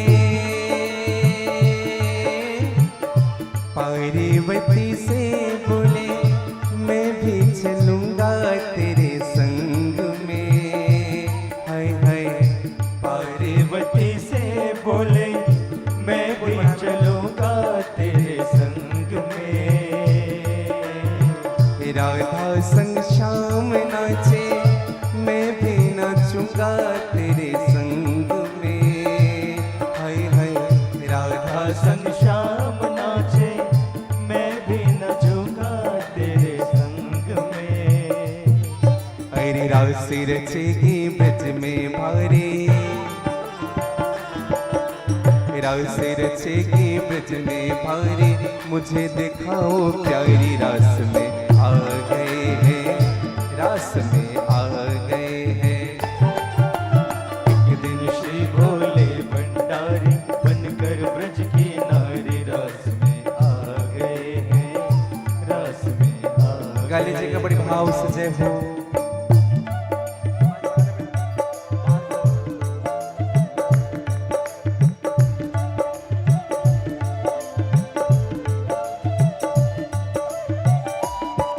तबले का चांद दे दो और ढोलक का चांद पड़, तबले का चांद ढोलक का चांद।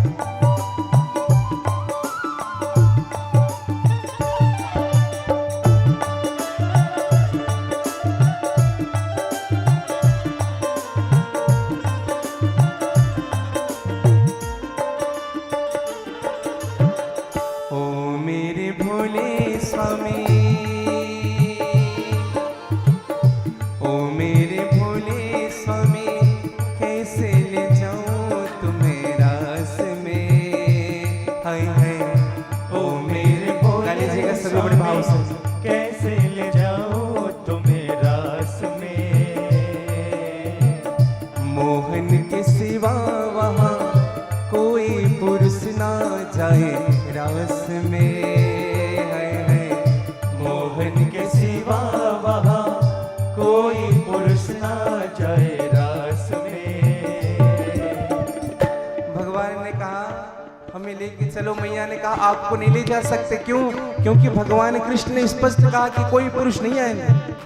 अगर आप चले जाएंगे ना प्रभु तो हंसी करेगी ब्रज के नारे, हंसी करेगी ब्रज के नारे, मानो बात हमारी रास में आ गए हैं, रास में आ गए। हंसी करेगी ब्रज की नारी, देवराज हमारी रास में आ गए हैं, रास में आ गए हैं, रास में आ गए हैं, रास में आ गए हैं। रास में आ गए हैं, रास में आ गए हैं। और भगवान शिव जी को नारी बनाया गया। भगवान शिव जी रास में प्रवेश करते हैं। आइए, ये सुंदर सा रास मंडल आप और हम सब यहाँ गोपी भाव से भगवान श्री कृष्ण के साथ रास करेंगे। भगवान शिव जी नारी बन करके आ जाए रास मंडल में, निधि वन में। बोले रास रासेश्वर भगवान की। एक बार कह लीजिएगा, थोड़ा जोर से कह लीजिएगा, थोड़ा और जोर से कह लीजिएगा। और भगवान रास रासेश्वर जी का रास आज आप और हम सब दर्शन करेंगे। और भगवान ने रास में उन्हीं को बुलाया जो अनन्य प्रेम करते थे भगवान से। और यहाँ आप जितने भी आज कथा में आए हैं ना, सब भगवान से अनन्य प्रेम करने वाली ही सखियां हैं जो पूर्व जन्म में भगवान के साथ रास किए होंगे। अरे गोकुल में देखो, वृंदावन में देखो रे, मुरली बाजे रे, श्याम संग राधा नाचे रे। गा लीजिएगा बड़े भाव से।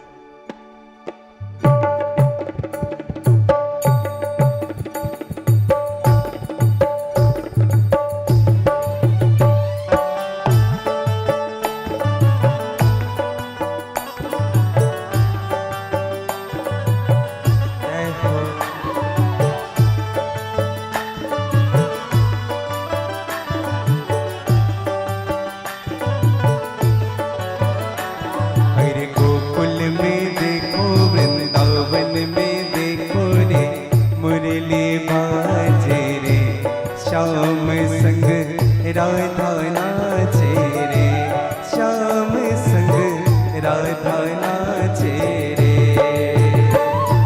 गोकुल में देखो, वृंदावन में देखो रे, मुरली बाजे रे, श्याम संग राधा नाचे रे, श्याम संग राधा नाचे रे, श्याम संग राधा। गा लीजिएगा बड़ी भाव से। अरे गोकुल में देखो, वृंदावन में देखो रे,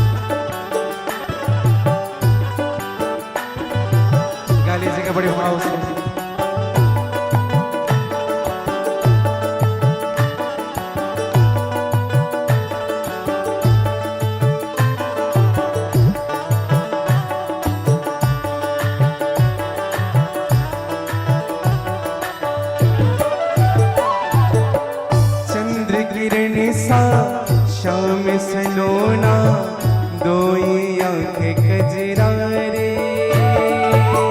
चंद्र किरण सा श्याम सलोना दोई आंखें गजरा। ओ ठुमक ठुमक नाचे गोपियन के संग जग का पालन हारे। ठुमक ठुमक नाचे गोपियन के संग जग का पालन हारे। सारे बिहारी संग रास बिहारी संग राधा सुकुमारी संग ब्रज में विराजे रे। श्याम संग राधा नाचे रे। श्याम संग राधा नाचे रे। गोकुल में देखो वृंदावन में देखो रे मुरली बाजे रे। श्याम संग राधा नाचे रे। श्याम संग राधा नाचे। थोड़ी आनंद और मस्ती के साथ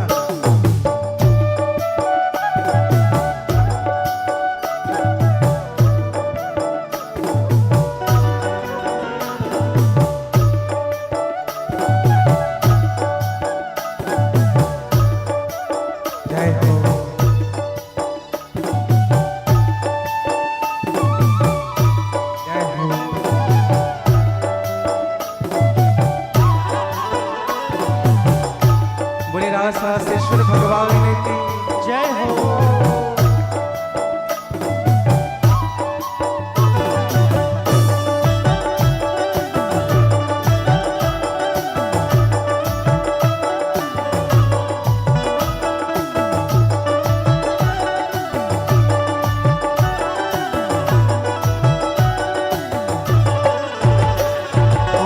छम छम नाचे राधा रानी सुन कर मीठी मुरलिया। छम छम नाचे राधा गले रानी जे सुन के मीठी मुरलिया। हो श्याम छवि पर सब बलिहारे बाल बाल और गैया। श्याम छवि पर सब बलिहारी बाल बाल और गैया। हरे सरर सरर चले सरर सरर चले मधुपुरे भैया रे। मेघा करे चेरे श्याम संग राधा नाचे रे। गोकुल में देखो वृंदावन में देखो रे मुरली बाजे रे। श्याम संग राधा नाचे रे। श्याम संग राधा नाचे रे।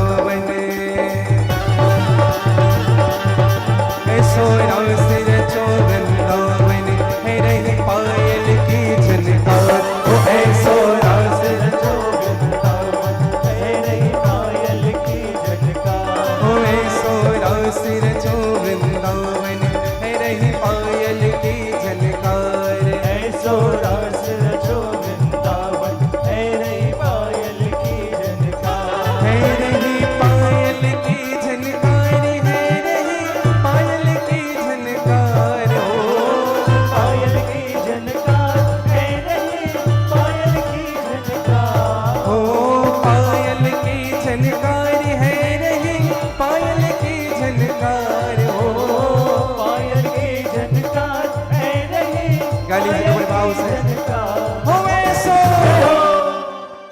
राज कौन कौन करने आए हैं जरा हाथ ऊपर करेंगे। तो राज जब करने आए तो उछल करके राज करना पड़ेगा। जब हम कहेंगे ऐसे हो तो उछलना है। अब जो सबसे अधिक उछले भगवान उन्हीं के हाथ को पकड़ेंगे। भगवान ऊपर है।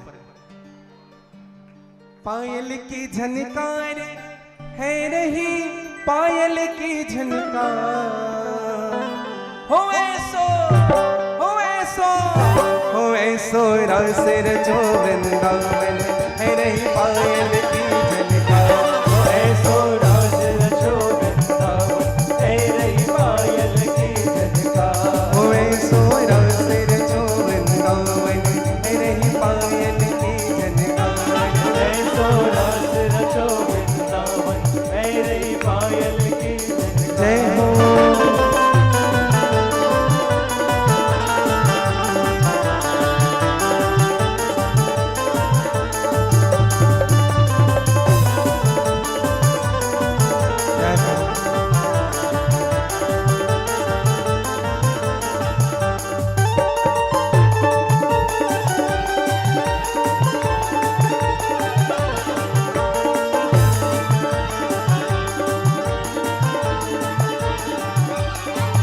अरे घुंघरू खूब क्षमा क्षम बाजे खूब क्षमा क्षम बाजे अरे बजते बिछुइया बहु तेरे बाजे बजते बिछुइया बहु तेरे बाजे रवा कौधनी के हो बाजे रवा कौधनी के हो बाजे अंग अंग में गहना साजे अंग अंग गाली से बड़े भाव से हो चुड़ियन की झनकार है रही चुड़ियन की झनकार हो चुड़ियन की झनकार है रही चुड़ियन की झनकार हो चुड़ियन की झनकार है रही चुड़ियन की झनकार हो चुड़ियन की झनकार है रही चुड़ियन की गाइएगा हो ऐसो थोड़ा उछल करके आनंद लेते हुए हो ऐसो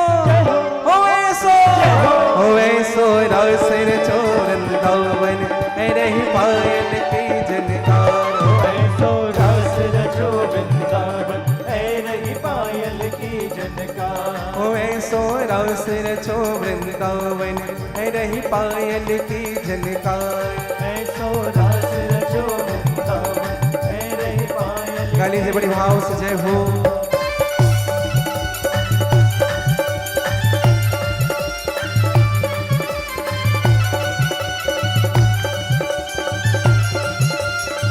जय हो।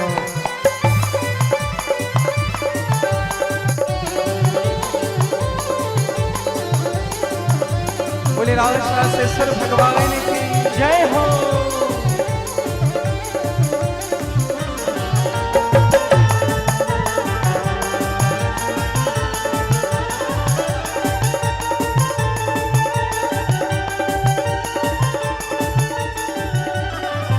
ओ बाजे भांति भांति के बाजे बाजे भांति भांति के बाजे झांझ पखावज तुम तुम्हें बाजे झांझ पखावज तुम तुम्हें बाजे सारंगी और महुवर बाजे सारंगी और महुवर बाजे बंसी बाजे मधुर मधुर बाजे बंसी बाजे मधुर मधुर बाजे ओ वीणा हो के तान बज रही वीणा हो के तान हो वीणा हो के तान बज रही वीणा हो के तान ओ वीणा हो के तान बज रही वीणा हो के तान हो वीणा हो के तान बज रही वीणा हो के गाइएगा तान। हो ऐसो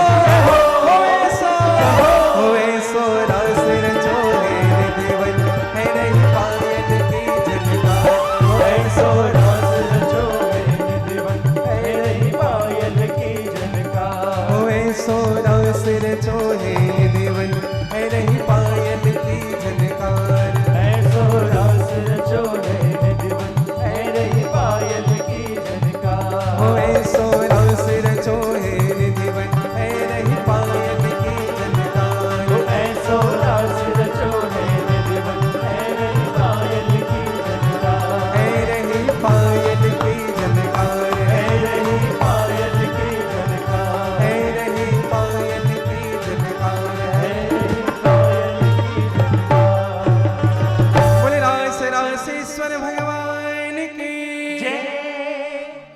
विराज जाएंगे जहां बैठे थे। बोले राधा वल्लभ लाल की जय।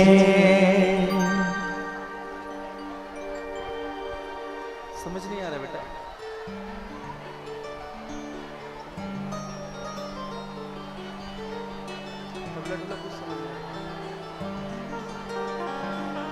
श्री राम राम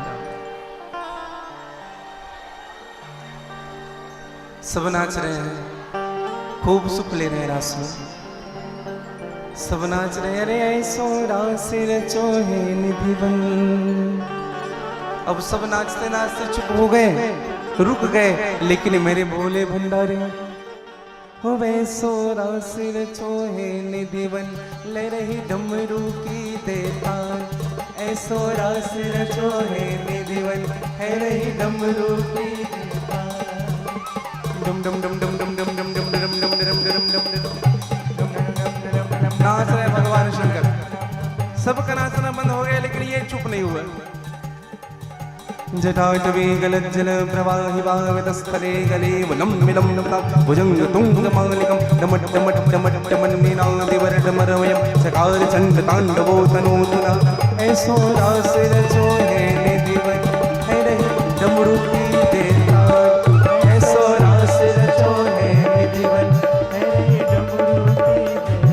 भगवान ऐसे विधुन होए, ऐसे नाच रहे, लट्टू की तरह घूम रहे भगवान। और ऐसे नाचे कि भगवान की चुनरी अलग, भगवान की चोली अलग। और जैसे भगवान सब इधर उधर गिरा, अब तो भगवान के शरीर में सिवाय मृग चर्म के अलावा कुछ भी नहीं। अंदर का सांप बाहर आया, फुफकार मारने लगा। और जैसे सांप ने फुफकार मारा भैया, भगवान ने कहा, रे रुको रुको रुको सखियो।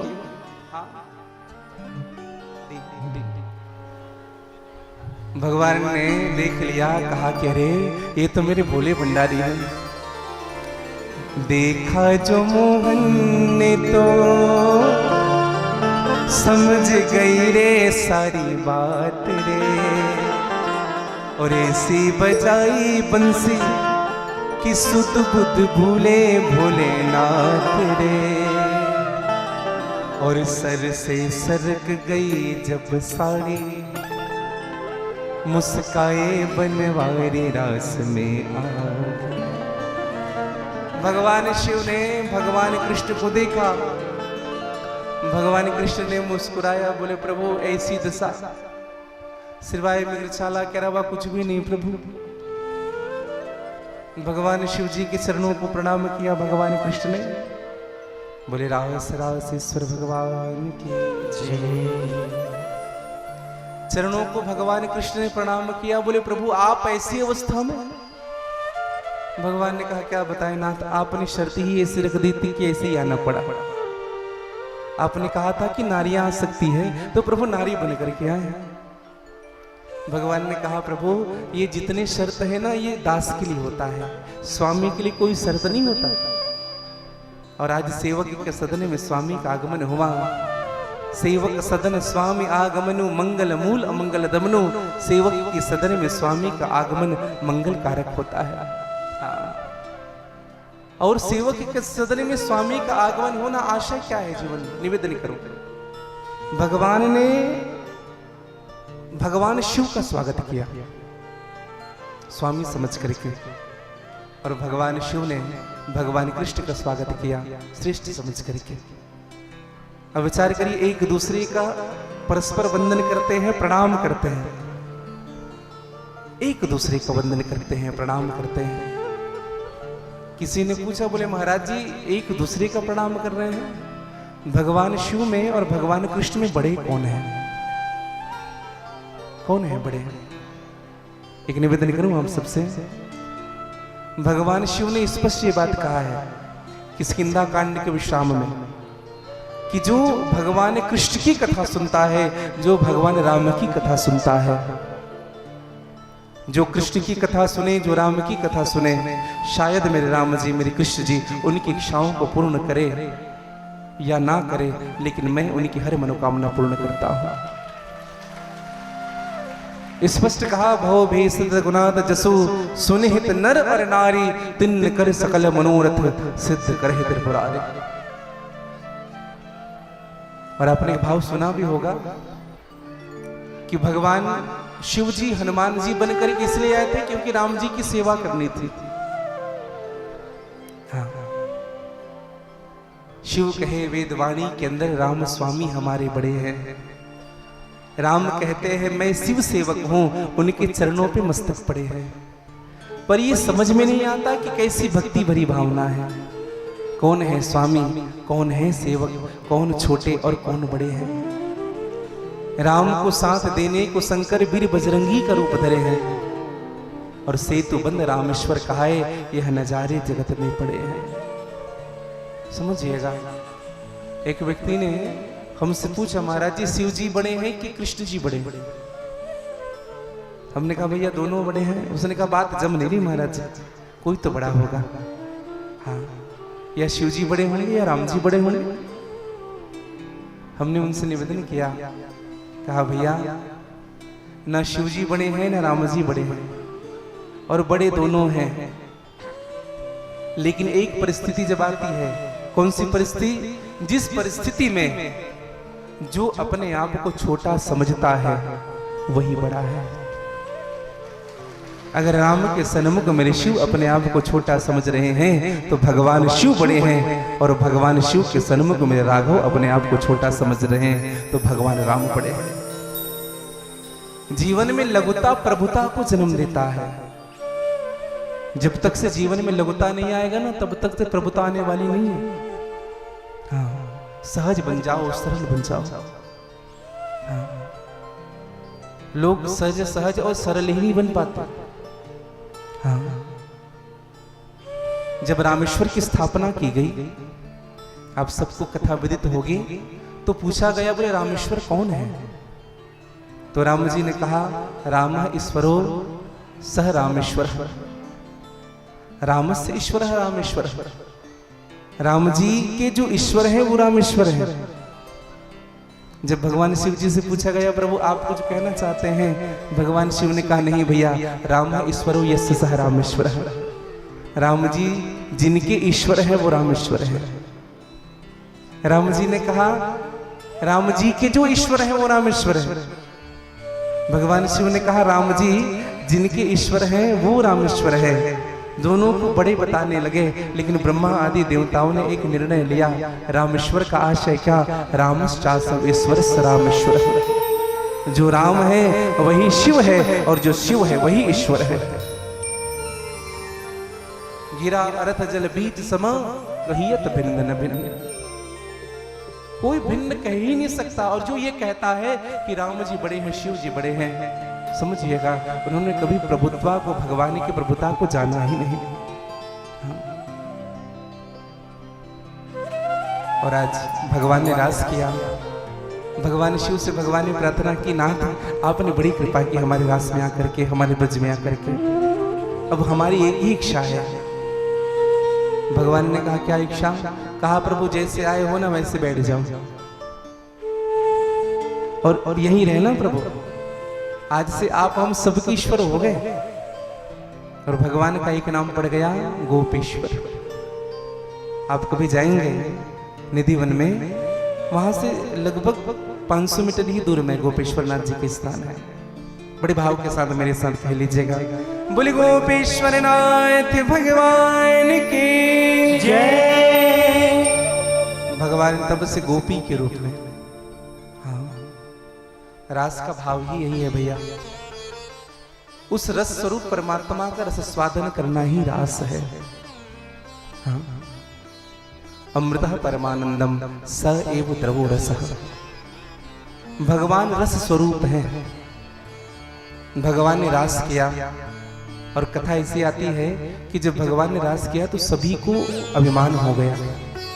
सभी गोपियों को अभिमान हो गया, राधा जी को अभिमान हो गया कि हमने भगवान के साथ रास किया, हमने भगवान को नचाया है। भगवान ने इन गोपियों के अभिमान को दूर करने के लिए जब रास पूर्ण हुआ तो भगवान केवल राधा जी को लेकर के उस स्थान से लुप्त हो गए। सखियां रोने लगी, गोपियां रोने लगी। हमसे ऐसा कौन सा अपराध हुआ कि आज हमको ये दुख मिल रहा है? भगवान ने परस्पर हमसे प्रेम बढ़ाया, फिर हमें छोड़ करके चले। लेकिन राधा जी को अभिमान हुआ। क्या अभिमान हुआ राधा जी को? कि इन सभी गोपियों में सबसे अधिक प्रेम मुझसे करते हैं माधव। संपूर्ण भागवत में ना सूक्ष्म अभिमान राधा जी के जीवन में अभी आया था, और भगवान ने उनके अभिमान को दूर करने के लिए राधा जी को खूब चलाया, खूब चलाया। बहुत दूर निकल गए, चलते चलते चलते चलते राधा जी थक गई चलते हुए। राधा जी ने कहा कि माधव अब हिम्मत नहीं हो रही चलने की, अब कृपा करो माधव, अब हिम्मत नहीं हो रही है। भगवान ने कहा राधे थक गई है? बोले हाँ प्रभु। स्कंद आरूढ़ता, आप मेरे कंधे में बैठ जा राधे। और एक विशेष निवेदन करूं भैया, जैसे ही भगवान श्री कृष्ण झुके, राधे जी बड़ी खुश हो गई, कहा हम भगवान के कंधे में बैठ करके जाएंगे। और जैसे चरण उठाया बैठने के लिए, उसी स्थान से राधे जी के सन्मुख भगवान कृष्ण नहीं रहे, लुप्त हो गए, कृष्ण गायब हो गए। आशा क्या है भैया? जब हमारे जीवन में सूक्ष्म अभिमान प्रवेश कर जाता है तो भगवान हमसे दूर हो जाते हैं। चाहे वो धन का अभिमान हो, चाहे पद का अभिमान हो, चाहे संपत्ति का अभिमान हो।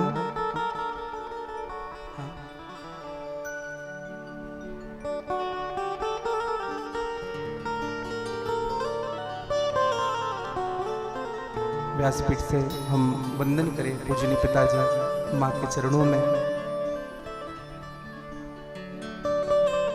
कल आवश्यक कुछ कार्यक्रम हैं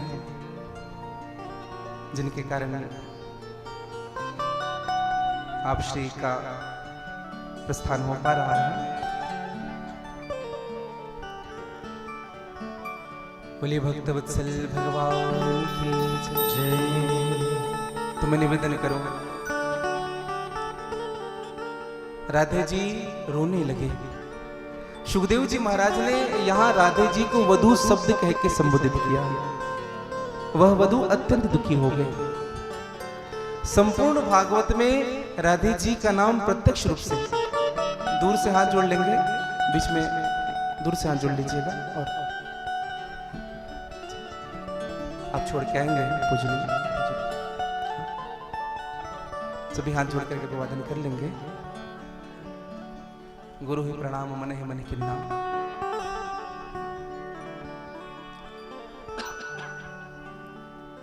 बोले भक्तवत्सल भगवान की जय।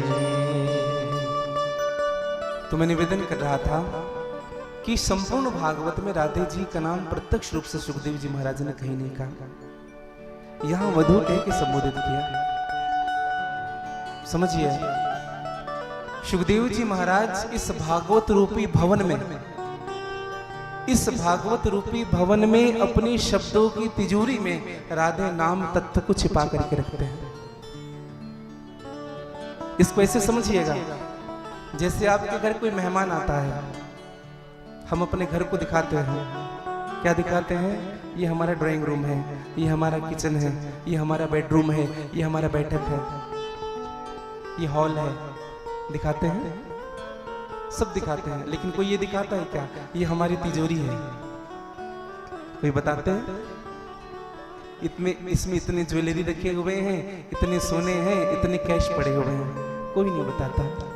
बस उसी प्रकार से श्रीमद् भागवत की भवन रूपी इस भवन में राधे नाम तत्व के रूप में है, जिनको सुखदेव जी महाराज अपने शब्दों की तिजोरी में छिपा करके रखे हैं। और संपूर्ण भागवत में राधा नाम नहीं लिया, श्री शब्द से संबोधित किया। श्री अमलेश राधे श्रेयति इति राधे। अब तो राधे रोने लगे, भगवान कृष्ण छोड़ करके गए। आज राधे जी को ढूंढते हुए, कृष्ण को ढूंढते हुए आज सखी आई हैं, लेकिन राधे जी को एक स्थान पर बैठे विहलते हुए, रोते हुए, बिलखते हुए देखे। सखियों ने आकर के राधे जी से पूछा, राधे क्या तुम्हें भी माधव छोड़ करके चले गए? क्या तुम्हें भी वो छलिया छोड़ करके चले गए? एक भक्त ने बड़ा सुंदर पद गाया।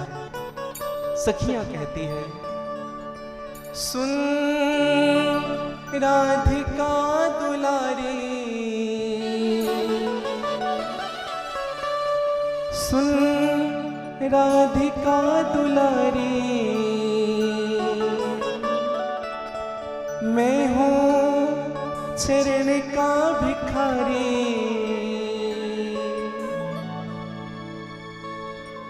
एक पीड़ा है हमारी, यही पीड़ा है हमारी,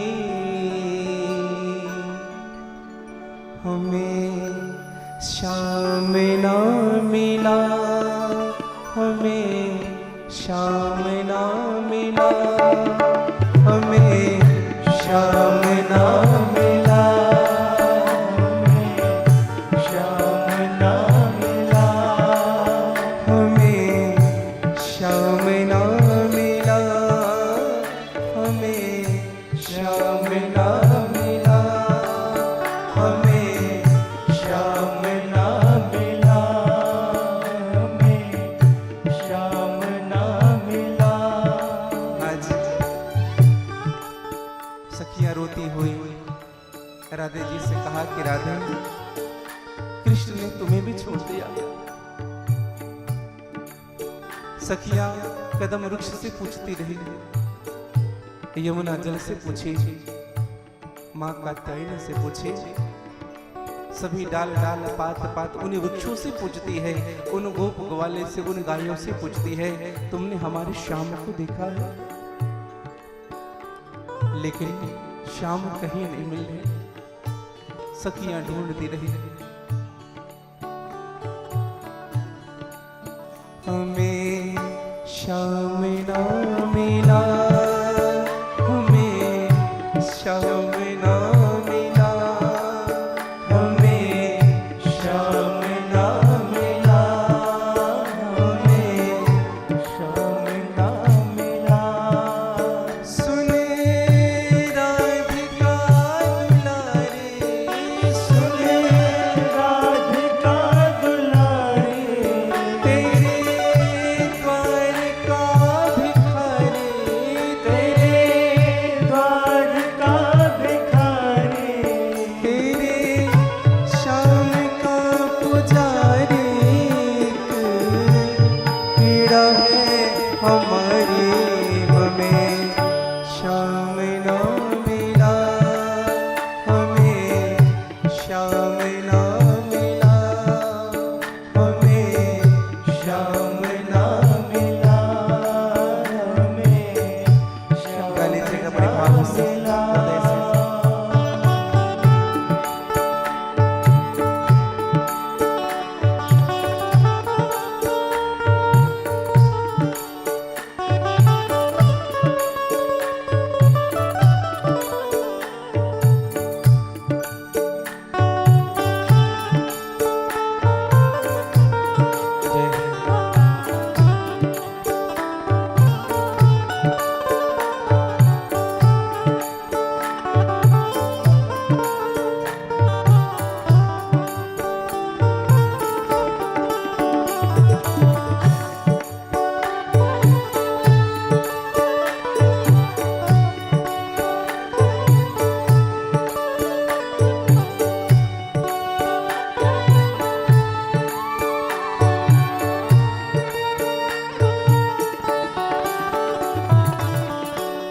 हमने सुना था कान्हा कुंजन में होगा, हमने सुना था कान्हा कुंजन में होगा, हमने सुना था कान्हा कुंजन में होगा, हमने सुना था कान्हा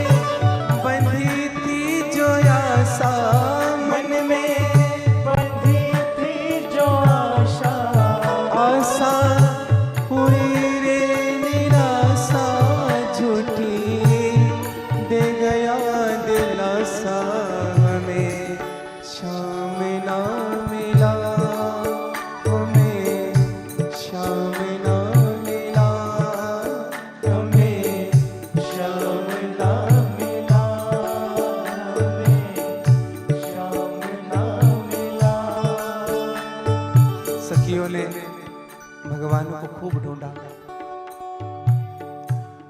अब तो सखियों के जब भगवान ना मिले तो सखियों ने भगवान के लिए गोपी गीत गाया।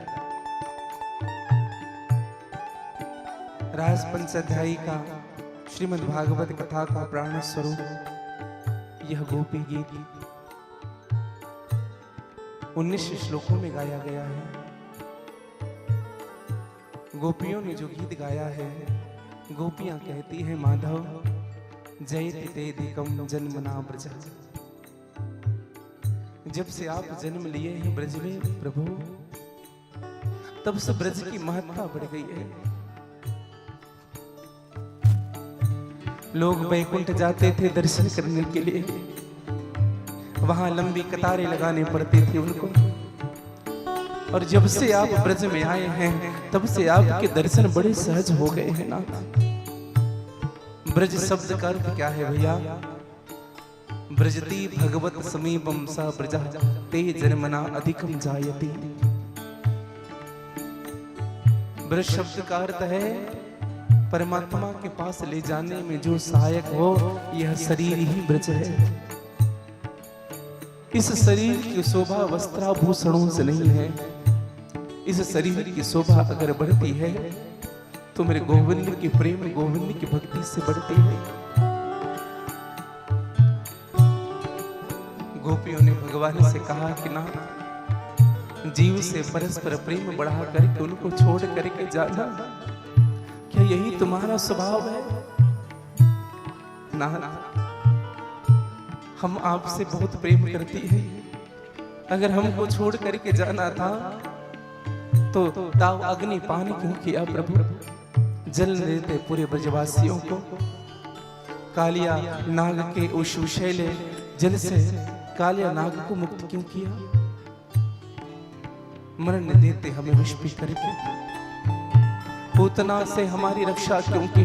तृणावर्त से हमारी रक्षा क्यों की? ना, हमसे परस्पर प्रेम बढ़ाया और आज जब हम आपके आश्रित हो गए तो आप हमें छोड़ करके चले गए। हे प्रभु, हे माधव, हम आपके बिना नहीं रह सकते। भगवान ने कहा नहीं रह सकते। अरे क्या प्रेम कर रही हो? तुमसे अच्छे तो प्रेम करने वाले राजा दशरथ थे, जिन्होंने पुत्र के जाने के बाद, राम के जाने के बाद राजा दशरथ ने अपने प्राण को एक क्षण भी नहीं रखा, छोड़ दिया राजा दशरथ ने। और तुम अभी तक जी रही हो। प्रेमी जब प्रेमी से दूर हो जाता है तो उनके प्राण निकल जाते हैं।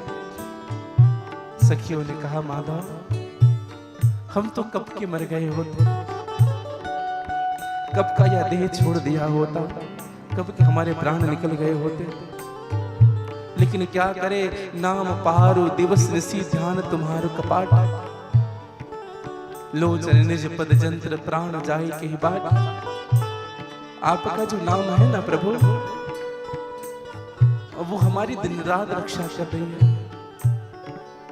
और हम जी भी रहे हैं प्रभु तो केवल एक इच्छा को लेकर के, तब कथा अमृतम तब जीवन। कहीं तो आपकी कथा सुनने मिलेगी। हमें आपसे अधिक प्रेम आपके चरित्र से है नाथ। भगवान राम ने हनुमान जी से कहा कि हनुमान, मैं जा रहा हूं साकेत, चलोगे मेरे साथ? हनुमान जी ने कहा प्रभु, क्या आपकी कथा मिलेगी साकेत में? हनुमान जी ने जब भगवान से पूछा, भगवान ने कहा नहीं हनुमान, साकेत में कथा नहीं मिलेगी, मैं बोलूंगा। हनुमान जी ने कहा प्रभु फिर रहने दीजिए, जहां आपकी कथा नहीं वहां हनुमान नहीं जाएगा। गोपियां कहती केवल एक आज से जी रहे हैं प्रभु, आपकी कथा सुनने के लिए मिल जाए बस जीवन में। और जिनके हृदय में भगवान की कथा रूपी अमृत प्रवेश करता है, भगवान के चरित्र खिलने लगते हैं, चरित्र का दर्शन होता है, तो वही मानव गोपी है। श्याम नाम मिला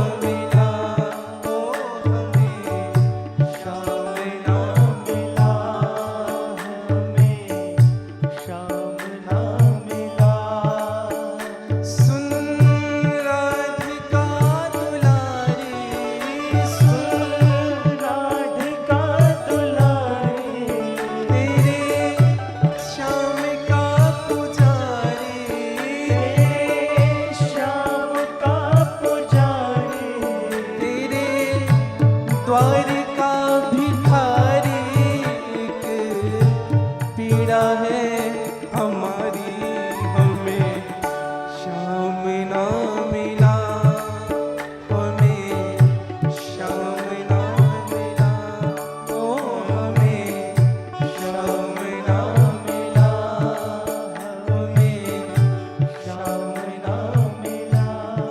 रोती रही सीतिया, रोते रोते आज यमुना तट पर आई। सुखदेव जी महाराज कहते हैं कि सभी गोपियां घुटने के बल नीचे गिरी। रुद्ध सुस्वरम राजम कृष्ण दर्शन में लालसा। अगर कृष्ण ही नहीं इस जीवन में तो इस जीवन का क्या महत्व है? हम इस प्राण को रख करके क्या करेंगे जब प्राण घन नहीं तो? और जब गोपियों ने निर्णय लिया हम आज इस यमुना जी में जल समाधि ले लेंगे, जैसे गोपियां जल समाधि लेने के लिए एक कदम बढ़ाई है, उसी समय मेरे मदन मुरारी माधव प्रकट हो जाते हैं। बोलिए भक्त वत्सल भगवान की जय। भगवान को देखा गोपियों ने, हाथ जोड़ लिया, कुछ कह नहीं पा रही। जब तक भगवान थे तब तक वो पीड़ा नहीं थे, लेकिन मेरे गोविंद के जाने के बाद वो पीड़ा परिलक्षित हो रही है। एक बात कहें आप सबसे,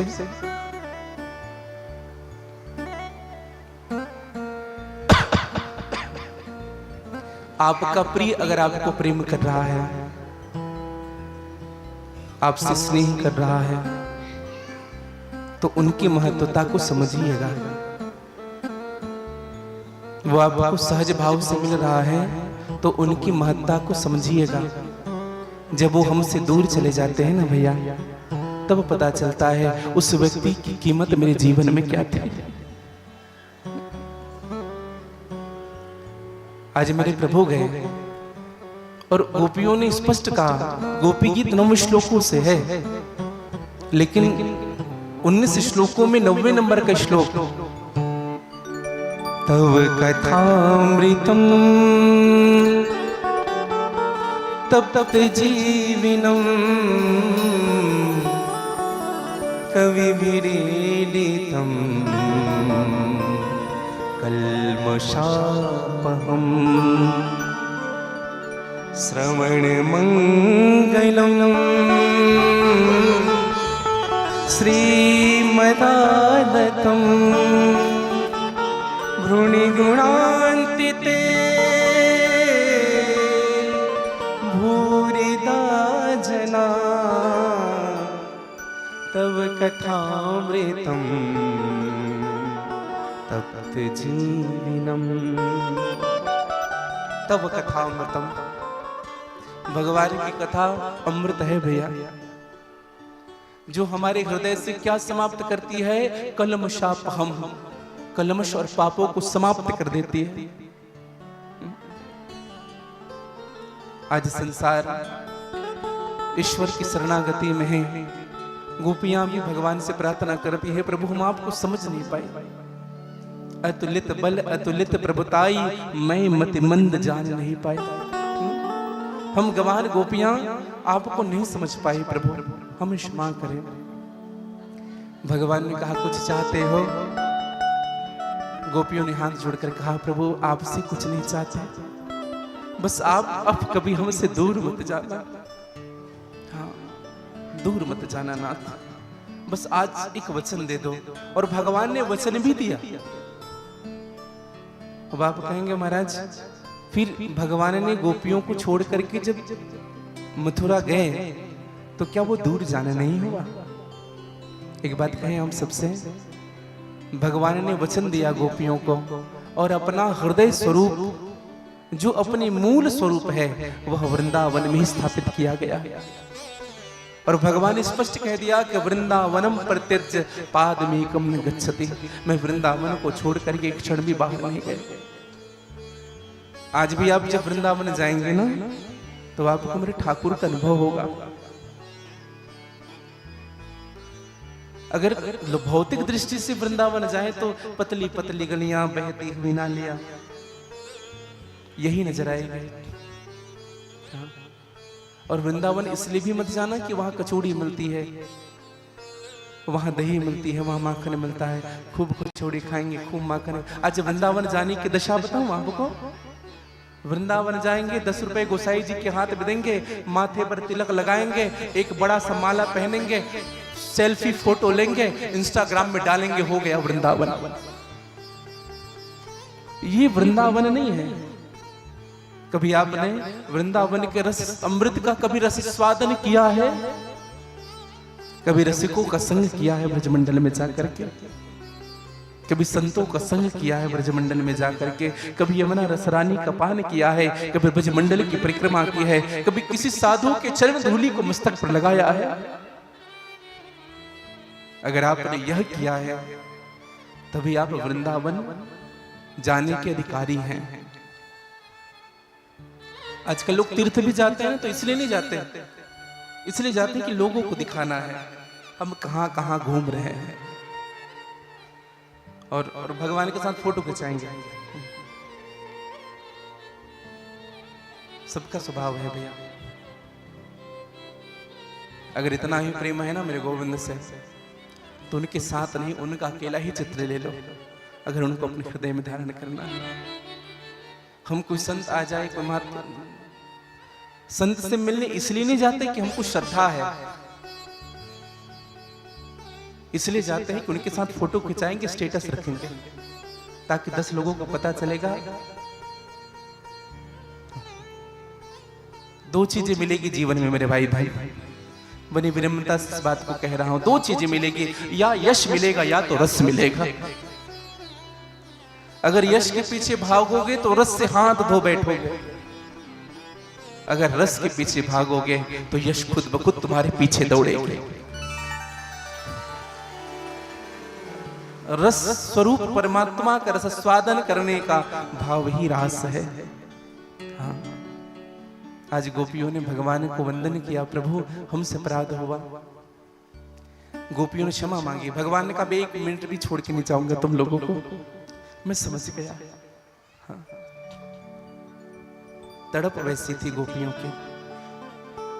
इधर कंस ने अक्रूर को भेजा। अक्रूर, कंस जानता है कि जो कृष्ण और बलराम है ना, यही है जो मेरे वध करने के लिए तत्पर हैं, क्यों ना मैं उनको यहीं बुला के मार डालूं। अक्रूर जी महाराज कौन है भैया? सबसे विश्वास पात्र है पूरे मथुरा में। अक्रूर से कहा, अक्रूर तुम्हें वृंदावन जाना है और वहां से कृष्ण बलराम को लेते आना। अक्रूर जी ने हामी भरी और अक्रूर चलने के लिए तैयार हुए। रात भर ना अक्रूर को नींद नहीं आया। क्यों? कल मैं भगवान ठाकुर का दर्शन करूंगा, कल मैं माधव का दर्शन करूंगा। भक्त जो होते हैं ना, भक्त, उनको भगवान के दर्शन में ही सुख मिलता है। एक माता जी अजाई हुई थी मिलने, ठाकुर जी का दर्शन करने, तो हमसे एक बात कही, कहा गुरु जी आज कथा जल्दी शुरू होगी ना? तो हमने कहा कि कोशिश तो रहेगा कि जल्दी हो। तो उसने विनम्रता से एक बात कही कि महाराज जी साल भर हम इसी का इंतजार कर रहे थे, साल भर। पिछले वर्ष शिव पुराण हुआ, फिर अब श्रीफल भागवत जी का हुआ, और फिर हम इसी दिन का इंतजार कर रहे थे कब। और हम ये 7 दिन वास्तव में हमें अपने जीवन जीने के लिए बहुत है। और अगर हमको जीवन जीना सीखना है ना भैया, अगर जीवन को कैसे जिए ये सीखना है, तो 7 दिन काफी है। बहुत कुछ बदल जाता है जीवन में, बहुत कुछ, दृष्टि बदल जाती है हमारी, दृष्टि में पवित्रता प्रवेश कर जाती है, भोजन में सात्विकता प्रवेश कर जाती है, व्यवहार में निर्लिप्तता प्रवेश कर जाती है, भोजन में सात्विकता प्रवेश कर जाती है, दान में उदारता प्रवेश कर जाती है, निद्रा में निश्चिंतता प्रवेश कर जाती है। सब बदल जाता है जीवन में। लेकिन बदलता उन्हीं के जीवन में है जिनके हृदय में यह रस स्वरूप परमात्मा प्रवेश कर गया हो। सबके जीवन में परिवर्तन नहीं आता भैया, लेकिन मैं एक बात सदैव कहता हूं, जिन जिन के जीवन में परिवर्तन आया है, जिन जिन के जीवन में ये भगवान की, कृष्ण की कथा, ये भगवान राम की कथा, ये भगवान शिव की कथा के कारण ही आया है। हाँ। आज एक छोटी सी बच्ची आई थी हमसे मिलने के लिए, तो उन्होंने बड़ी विनम्रता से कहा, गुरुजी, बोले हाँ, कहा हाँ बोलो बेटा, कहा गुरुजी वृंदावन कब मैं जाऊंगी। 10-12 साल की बच्ची थी वो, और वो कहा वृंदावन कब जाऊंगे गुरुजी। हमारे पास उत्तर नहीं था उनका। फिर उनकी दृष्टि पड़ी हमारे ठाकुर जी पर, वो रोने लगी देखकर।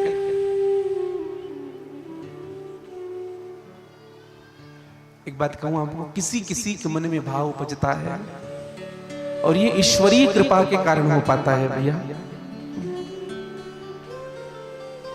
तुम्हारा मैं बनने को तैयार हरदम, भगवान कहते हैं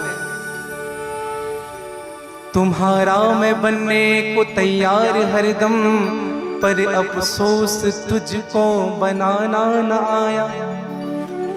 हूँ तैयार बैकुंठ से आने को मैं, पर अफसोस तुझको बुलाना न आया। बंधा मैं प्रेम के तार में हूँ, मैं हर से में हूँ, सारे संसार में हूँ।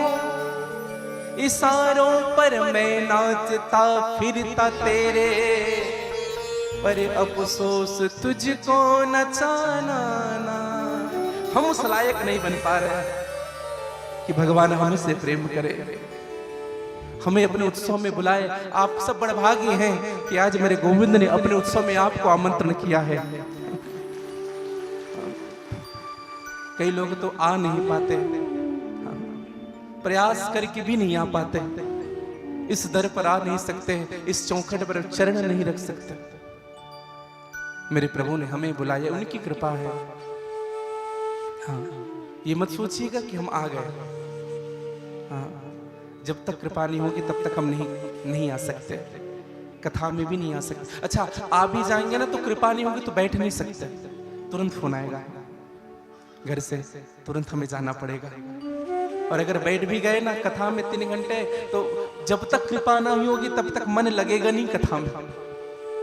हाँ, क्योंकि बात कहें आप सबसे, यहाँ कथा कहने वाले भी वही हैं। जब वो किसी एक के अंदर बैठ करके कथा कहता है तो हजारों के बीच में बैठ करके कथा सुनता भी वही है। सबके हृदय में बैठते हैं, तब जाकर के बात बन सकती है, तब जाकर के बात बन पाती है। आज अक्रूर जी निकले हैं कृष्ण कृष्ण कृष्ण कृष्ण कहते हुए, और अक्रूर जी की दशा कैसी है बताए? जैसे विभीषण की दशा थी। रावण ने लात मारा, विभीषण ने विचार किया अब मेरा कोई नहीं, बंधु बांधव सबसे दूर हो गया, अब मैं जाऊंगा प्रभु की शरण। देखे हो जाए चरण जल जाता, अरुण मृदुल सेवक सुखदाता। देखो हो जाए, और देखो ध्यान किसका है? अक्रूर का। भगवान के रूप का ध्यान नहीं है, भगवान के चरण का ध्यान है।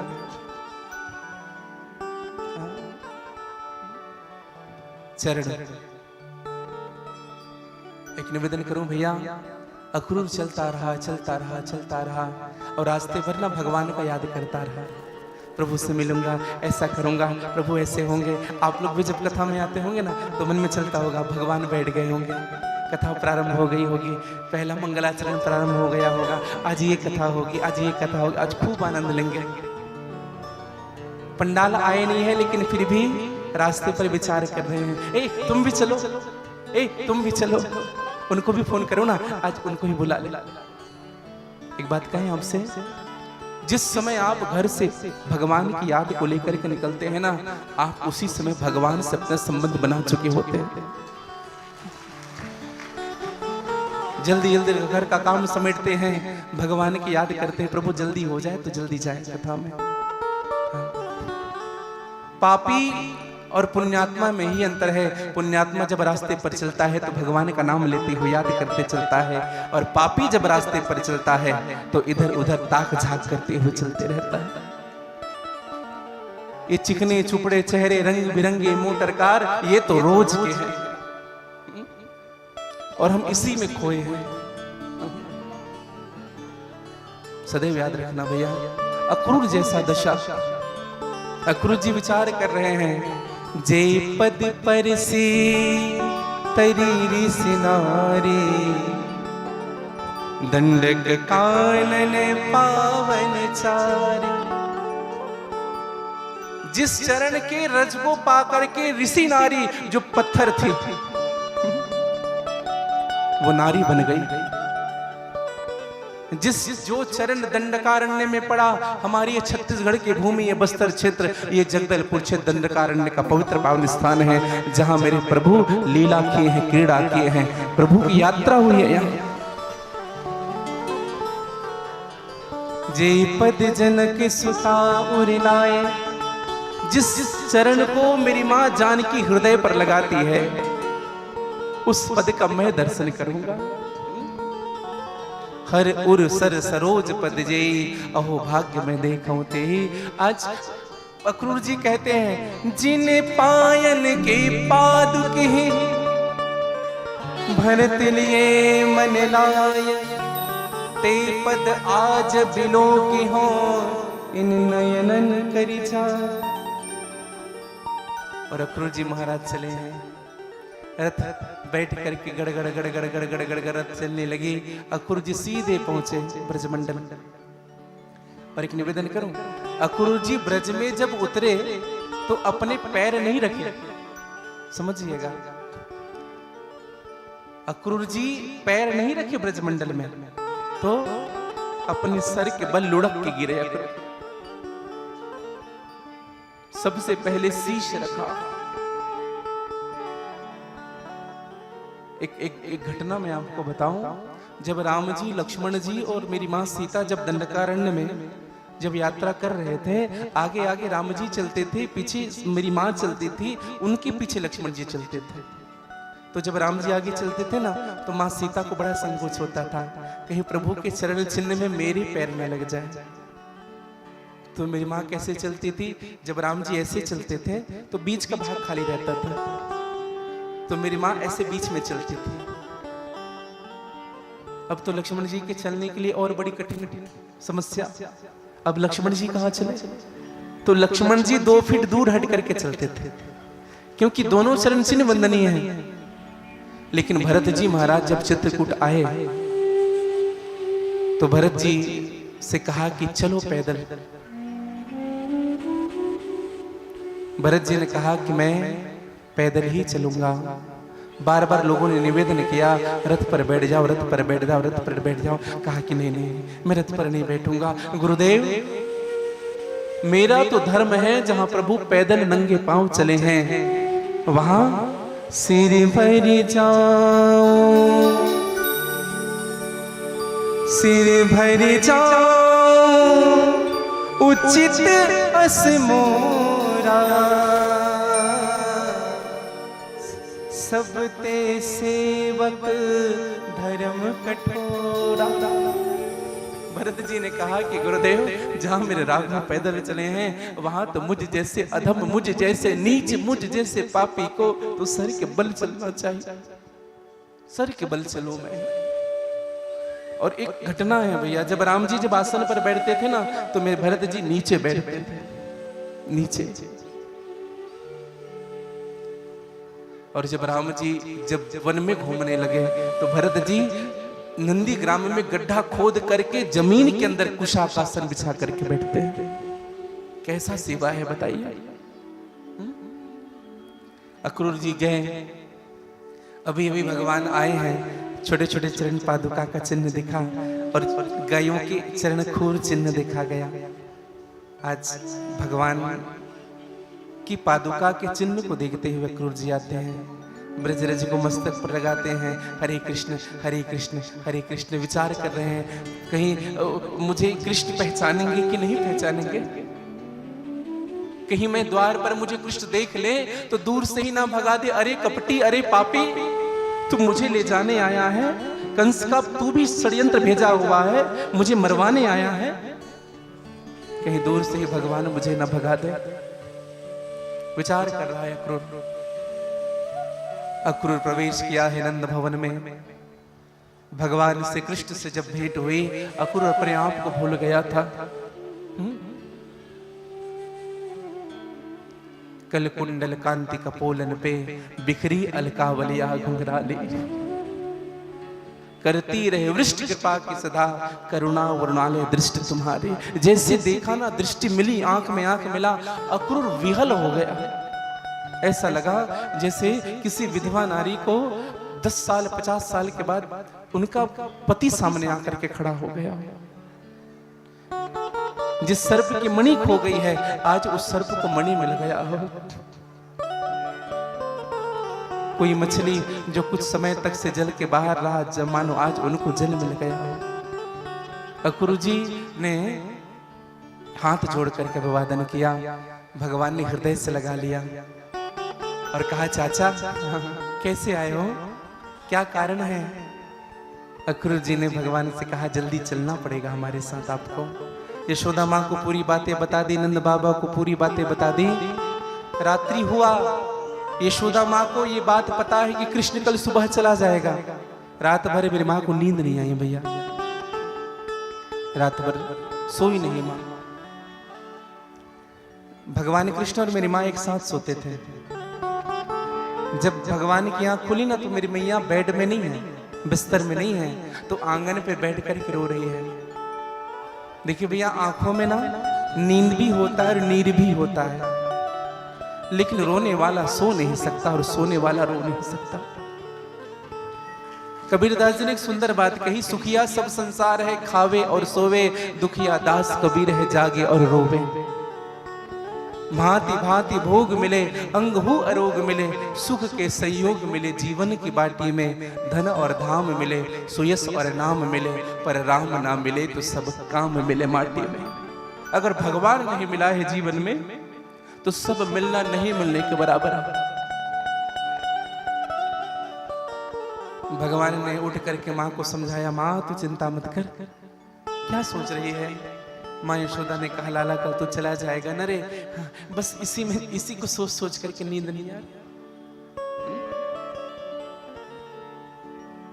अच्छा विचार करिएगा, हमारे ठाकुर जी किसी के साथ बोल नहीं रहे, लेकिन जब कथा होती है, जब 7 दिन पूर्ण होता है, जब ठाकुर जी अपने निवास जाने लगते हैं, तो जो बोल नहीं रहे ठाकुर जी, उनसे इतना प्रेम हो जाता है, तो जो ठाकुर जी बोलते रहे होंगे उनकी क्या दशा रही होगी। माँ यशोदा को सुला दिया, कहा माँ तू चिंता मत कर। आज भगवान उठे और माँ से पहले प्रभु आज उठे हैं। और जब भगवान स्नान करने गए ना, तो मेरी माँ ने माखन रोटी सजा करके रखी प्रभु के लिए, कि आज मेरा कन्हैया उठ करके ये माखन रोटी स्वीकार करेगा। भगवान उठ करके आए, प्रतिदिन माखन रोटी खाते थे, आज माखन रोटी की तरफ मेरे प्रभु ने देखा तक नहीं। माँ यशोदा को बड़ा बुरा लगा, कहा माधव तुमने अभी से हमें पराया कर दिया। माँ भगवान के केशों को बनाया करती थी, कृष्ण के केशों को, आज भगवान स्वयं अपने हाथों से कंघा लेकर के अपना बाल बना रहे हैं। माँ यशोदा ने कहा, कन्हैया इतना तो कष्ट मत दे बेटा, ये अधिकार भी छीन लिया तुमने मुझसे। भगवान ने कहा कि माँ मैं अभ्यास कर रहा हूं, तू अगर नहीं रहेगी तो मुझे माखन रोटी कौन देगा, मुझे वस्त्र कौन पहनाएगा, मेरे बाल कौन बनाएगा। माँ मैं अभी से अभ्यास कर रहा हूं, तू तो नहीं होगी ना मथुरा में। भगवान श्री कृष्ण से माँ यशोदा ने कहा कि लाला तू तो जल्दी आ जाएगा ना, उतने में अक्रूर आ गए। अक्रूर ने कहा जल्दी चलना पड़ेगा। माँ यशोदा ने कहा नंद बाबा से, स्वामी कृष्ण को रहने दो, कृष्ण को, बलराम को जाने दो। नंद बाबा ने समझाया, यशोदा हाँ, कृष्ण के आते ही ना मैं यहाँ का राजा बना दूंगा कृष्ण को, हाँ वृंदावन का राजा बना दूंगा। बस एक आस ने माँ को रोक लिया। भगवान चले, रथारूढ़ हुए। रथ जब बढ़ने लगे तो गोपियों ने आकर के घेर लिया रथ को। कहा कि माधव हमसे दूर जा रहा है, खूब प्रेम किया हमसे। जब आंधियां आएगी पता था तुझको, फिर बाग क्यों लगाया? जब तुझे मथुरा में ही बस जाना था तो हम गंवारियों से प्रेम क्यों किया? भगवान ने सबको समझाया, सबको समझा करके भेजना चाहा, लेकिन सामने जब रथ बढ़ा तो सामने मेरी किशोरी जी, मेरी राधा रानी दौड़ करके आई, रथ के सामने लेट गई राधा जी।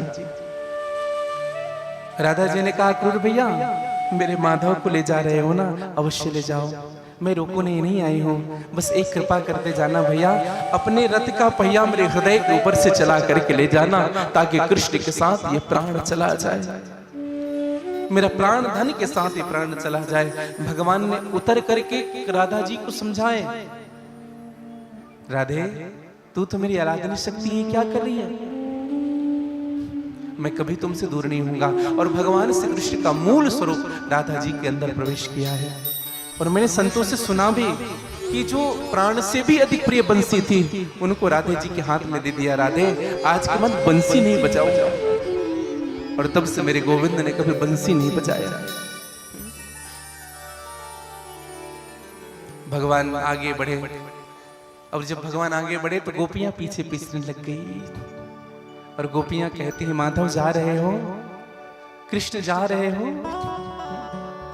जा रहे हो तो जाओ ब्रज छोड़ कर, सबका दिल तोड़ कर, प्रेम ब्रज सा कन्हैया नहीं पाओगे, नहीं पाओगे, प्रेम ब्रज सा कन्हैया नहीं पाओगे, नहीं पाओगे।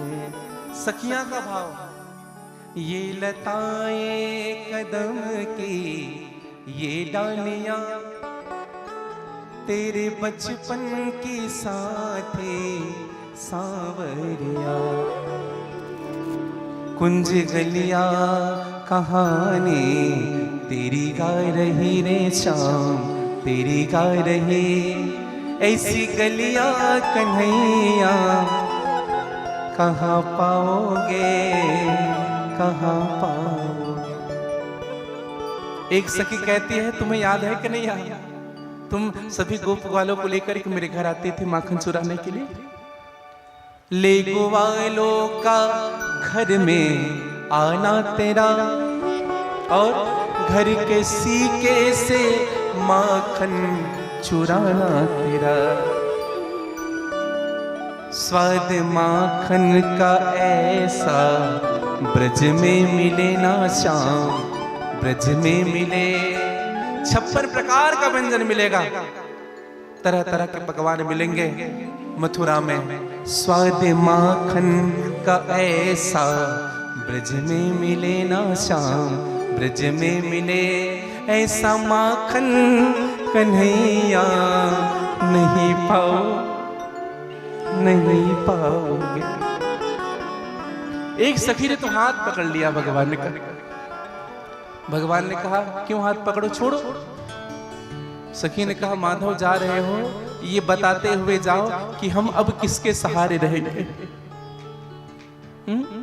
किसके सहारे रहेंगे। प्रेम करके दीवानी बना के हमें छोड़ जाते हो, किसके सहारे हमें। नंदू मुरली की धुन में हम दीवाने हुए श्याम, दीवाने हुए। ऐसा पागल कन्हैया नहीं पाओगे, नहीं पाओगे। रथ गड़ गड़ गड़ गड़ गड़ गड़ करके आगे बढ़ रही है, सखियां रो रही है, धूल उड़ रहा है। जब थोड़ी दूर निकल गए ब्रजमंडल से, मेरे प्रभु ने पलट करके देखा, एक बार मैं अपने ब्रज को प्रणाम कर लूं। जब पलट करके देखा मेरे प्रभु ने, तो जब धूल छटा, एक बूढ़ी मैया आरती का थाल लेकर के दौड़ी दौड़ी आ रही है और कह रही है, माधव, ऐ कृष्ण, ऐ मेरा लाला, ऐ कृष्ण रुक जा बेटा। भगवान ने चाचा से कहा, क्रूर जी से रथ रोको, कोई आ रही है चाचा, कोई दौड़ रही है पीछे। और जब रथ रुका, वो मैया दौड़ती हुई आई। वो मैया और कोई नहीं भैया, मेरी माँ यशोदा ही थी। माँ यशोदा ने कहा, लाला मैं तुम्हें रोकने नहीं आई हूं कृष्ण, जा बेटा, जहां भी रहे कृष्ण खुश रहे बेटा। हाँ, भूल जाना बेटा कि मैं तुम्हें उखल से बांधा करती थी, हाँ? गौचारण करने के लिए भेज दिया करती थी, भूल जाना। इन 11 सालों में दासी से अगर कोई अपराध हुआ तो भूल जाना बेटा। और बेटा मैं तुम्हें रोकने नहीं आई हूं कृष्ण, दरअसल मैं तुम्हें ना राज की बात बताने आई हूं। राज की बात भगवान ने कहा कि क्या माँ? माँ यशोदा ने कहा कि अभी तुमने जो मुझे माँ कहा है ना कृष्ण, सत्य कहूं बेटा, मैं तेरी माँ नहीं हूं रे, मैं तेरी माँ नहीं हूं कृष्ण, मैं तो तुम्हारी लालन पालन करने वाली की दासी हूं। तुम्हारी माँ तो देवकी है, तुम्हारे पिता तो वसुदेव है। 11 साल में सेवा में अगर इस दासी से कोई भूल हो गई हो कृष्ण तो क्षमा कर देना। और धन्य है ऐसी माँ जिन्होंने तुम जैसे पुत्र को जन्म दिया। एक बार प्रणाम करना अपनी माँ का, दूसरी बार मेरी ओर से प्रणाम करना, एक निवेदन करना बेटा। बहुत बड़ी बात कह दी मेरी माँ यशोदा ने। क्या कहा? अपनी माँ से कहना कि अगर उनको किसी नौकरानी की जरूरत हो तो यशोदा नौकरानी बन करके रहने के लिए तैयार है। जूठन खा लिया करूंगी बेटा, कभी कुछ मंगूंगी नहीं तुमसे। तुमसे वियोग ऐसा लग रहा है कृष्ण, कहीं आपके साथ ये प्राण ना चला जाए। अपनी मां को प्रणाम करना, मेरी ओर से प्रणाम करना। धन्य है वो जननी जिन्होंने तुम जैसे संतान को जन्म दिया। भगवान विहल हो गए, मां को हृदय से लगाया, खूब समझाया और कहा कि मां मैं परसों आ जाऊंगा। इसी ढाढ़स ने मां को भेजा है। अक्रूर जी को ये बात लग गई, कहा कि ये ब्रह्म अगर हो सकता है तो रो क्यों रहा है? और मेरे भाई बहन, भगवान ने अक्रूर जी के भ्रम को दूर किया, अक्रूर जी का भ्रम समाप्त किया। कृष्ण का वियोग उन्हीं को हो सकता है जिन्होंने प्रेम किया हो। जो प्रेम गली में आए नहीं, प्रियतम का ठिकाना क्या जाने। जिसने कभी प्रेम किया ही नहीं, वो प्रेम निभाना क्या जाने। जो वेद पढ़े और भेद करे, जो वेद पढ़े और भेद करे, मन में नहीं निर्मलता आए। जिस अंधे ने प्रभु को देखा नहीं, वो रूप बताना क्या जाने। ये दुनिया गोरख धंधा है, सब जग माया में अंधा है। भगवान से प्रेम नहीं है, संसार से प्रेम करे बैठे हैं। ये दुनिया गोरख धंधा है, ये जग माया में अंधा है। मीरा है दीवानी माधव की, संसार दीवाना क्या जाने। जिन्होंने प्रेम किया है ठाकुर से सच्चे हृदय से, उनको ही पता है कि प्रेमी की दशा क्या होती है। और भैया आज कथा ऐसी आती है कि अक्रूर जी को भगवान ने अपना दर्शन कराया। आगे भगवान मथुरा में प्रवेश करते हैं।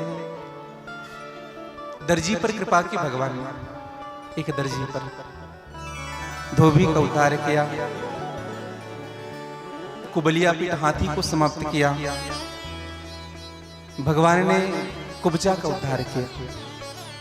हाँ, बड़ी सुंदर सुंदर कथाएं आप सबको विदित है। भगवान आगे बढ़ते हैं, चाणूर मुष्टिक का वध हुआ, कंस जैसे पापी का मेरे प्रभु ने संहार किया, वध किया है। बोले कंस मर्दन भगवान की जय। भगवान के लीलाओं में भगवान ने उग्रसेन जी को मथुरा का राज्य दिया।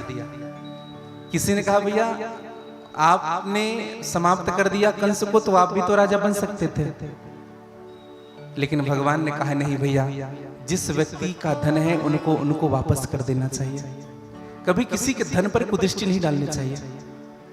भगवान विद्या अध्ययन करने के लिए गए, 64 दिन में 64 कला सीख गए और 39 दिन में 39 गुण सीख गए। 64 दिन में 64 कला। और भगवान है कैसे? विद्या विनय निपुण गुणशीला। देखो जीवन में विद्या आ जाने से अहंकार आ जाता है, समझिएगा।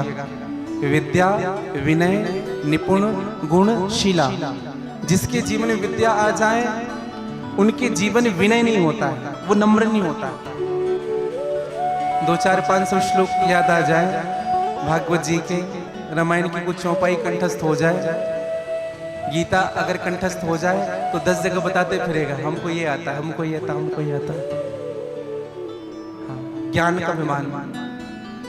एक निवेदन करूं, जीवन में ज्ञानवान भले ही मत होना, जीवन में विद्वान भले ही मत होइएगा, लेकिन जीवन में विद्यावान जरूर होना मेरे भाई बहन। विद्वान बनना उतना कठिन नहीं है जितना विद्यावान बनना कठिन है। जानते तो बहुत कुछ है अपने जीवन में, लेकिन क्या जानने के हिसाब से जीते हैं क्या? जो जीता है वही विद्यावान है। और विद्यावान कौन? विद्यावान गुणी अति चातुर, राम काज करबे को। जो भगवान का काम करे वही विद्यावान होता है। आज भगवान आगे बढ़े हैं, कंस का संहार हुआ, भगवान विद्या अध्ययन करके आते हैं।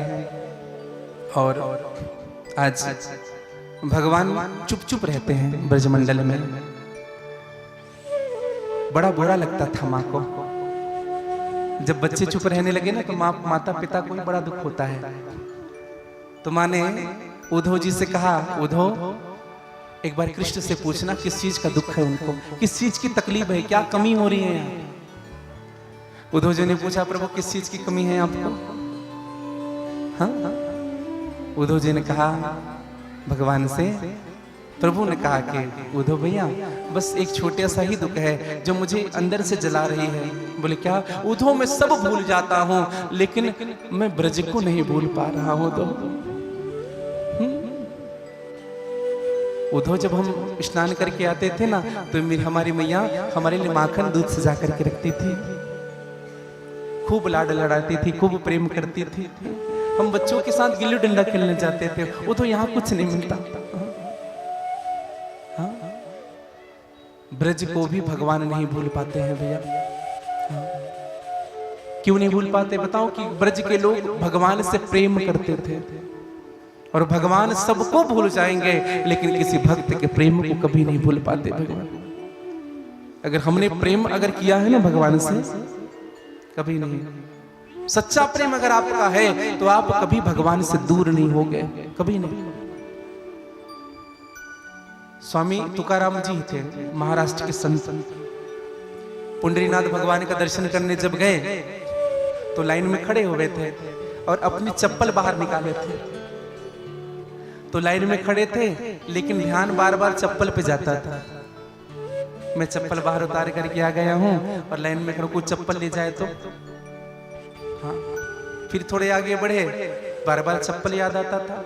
अब लाइन से ही बाहर आ गए और गए सीधे चप्पल के पास, चप्पल को उठा लिया और एक कपड़े में चप्पल को बांध करके कमर में बांध ली, ऐसे पीठ पर, और वैसे ही आ गए दर्शन करने के लिए। अब जैसे दर्शन करने के लिए आए, भगवान पुंडरीनाथ जी के दर्शन जैसे ही होने वाले थे, एक व्यक्ति ने पीछे से देखा, कहा कि क्या है? बोले चप्पल है। हल्ला हो गया, चप्पल लेकर के आया है मंदिर में, हाथापाई हुई और उनको 2-4 बार उनको दंड भी मिला। तुकाराम जी संत भगा दिया उनको, चल निकल यहां से, और हमेशा के लिए प्रतिबंध कर दिया, आज के बाद तू इस मंदिर में नहीं आएगा।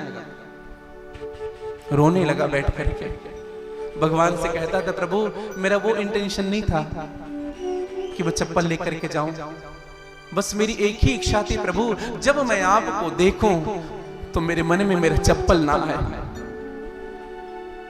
जब मैं आपको दर्शन करता रहूं उस समय किसी प्रकार की इच्छा मन में ना हो, बस मेरा इतना स्वभाव था, मुझे मोह नहीं है प्रभु चप्पल से।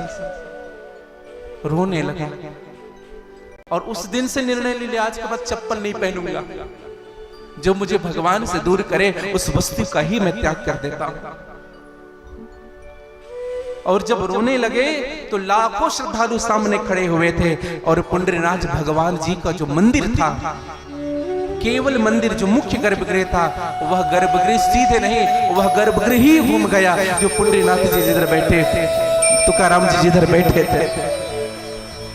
पंढरपुर की घटना है, पुंडरीनाथ जी ने प्रत्यक्ष दर्शन दिया था उनको। तो ये प्रेम की भाव होती है। और उद्धव जी को भेजा गया, हाँ जाओ समझा करके आ जाना। उद्धव ने कहा मेरी बात को समझेंगे उन लोग?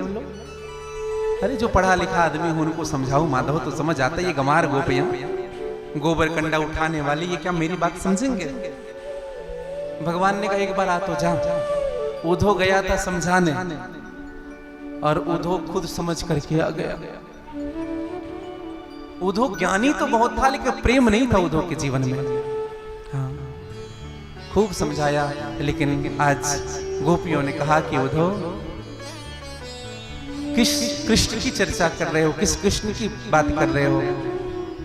हमारा तो एक ही कृष्ण है, और उसी में हमारा मन लगा हुआ है उद्धव।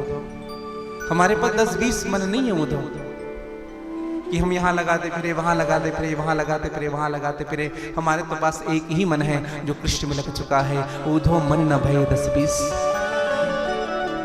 और उद्धव ये प्रेम की बात है, ये प्रेम की बात तुम्हें समझ में आने वाली नहीं है। आपने भाव सुना भी होगा, ये तो प्रेम की बात है उद्धव। उद्धव जी के जीवन में वो घटना घटी कि उद्धव जी दास बन गए गोपियों के। और उद्धव जी ने अंत में कह दिया, वंदे बजस्तिराणाम पादरेणुरभिक्षतः तथा हरोत कथित गीतम पुनाति भुवनत्रयम्। मैं ब्रज में रहने वाले उन गोपियों की चरणों की रज की वंदना करता हूं। और एक बात कहूं, जब उद्धव जी जब ब्रज मंडल से जब आए वापस, तो सभी गोपियों से निवेदन किया, अपने अपने चरण रज को झड़ा करके दो, इनको मैं प्रतिदिन माथे पर लगाऊंगा। ये तो प्रेम की बात है उद्धव, ये तो प्रेम की बात है। बंदगी तेरे बस की नहीं है, ये तो प्रेम की बात है उद्धव। बंदगी तेरे बस की नहीं है, ये तो प्रेम की बात है उद्धव। बंदगी तेरे बस की नहीं है, ये तो प्रेम की बात है उद्धव। बंदगी तेरे बस की नहीं है। यहाँ सौदे के होते हैं सौदे, यहाँ सौदे के होते हैं सौदे। हो आस की इतनी सस्ती नहीं है, यहाँ सौदे के होते हैं सौदे। आस की इतनी सस्ती नहीं है, ये तो प्रेम की बात है उद्धव।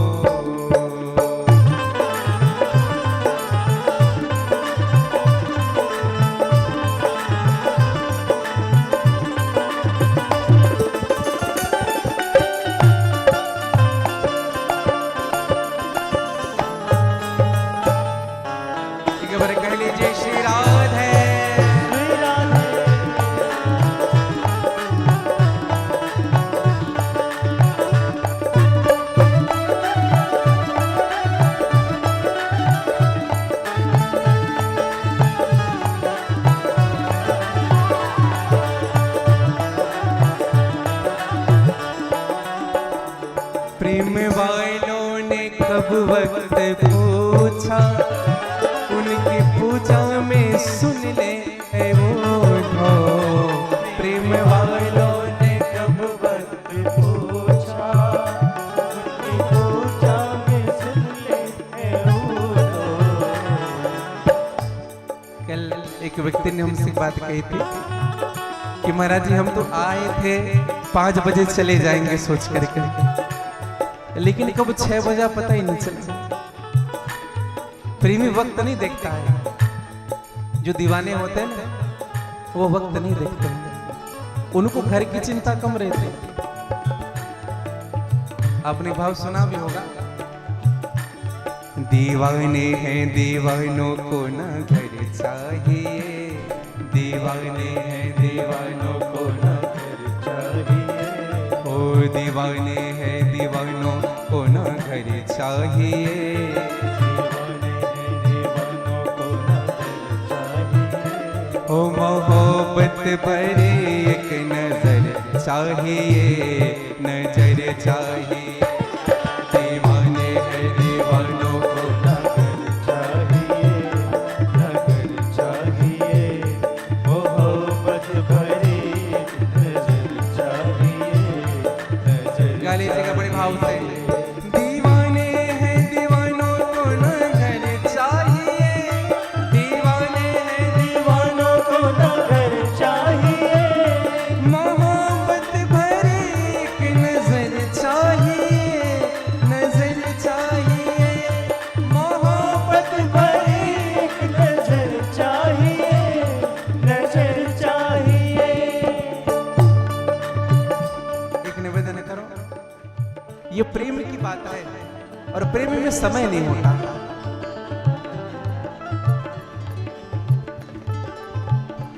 प्रेम वालों ने कब वक्त पूछा, उनके पूजा में सुन ले वो दो। प्रेम वालों ने कब वक्त पूछा, उनकी पूजा में सुन ले वो दो। यह दम दम में होती है पूजा, यह दम दम में होती है पूजा। सर झुकाने की फुर्सत नहीं है, यह दम दम में होती है पूजा। सर झुकाने की फुर्सत नहीं है, ये तो प्रेम की बात है बूढ़ो। बंदगी तेरे बस की नहीं है, तो प्रेम की बात है बूढ़ो। बंदगी तेरे बस की नहीं है, ये तो प्रेम की बात है बूढ़ो।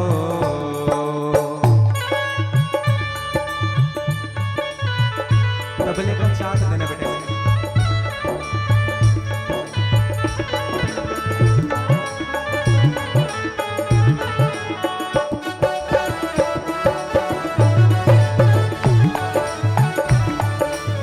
जय हो।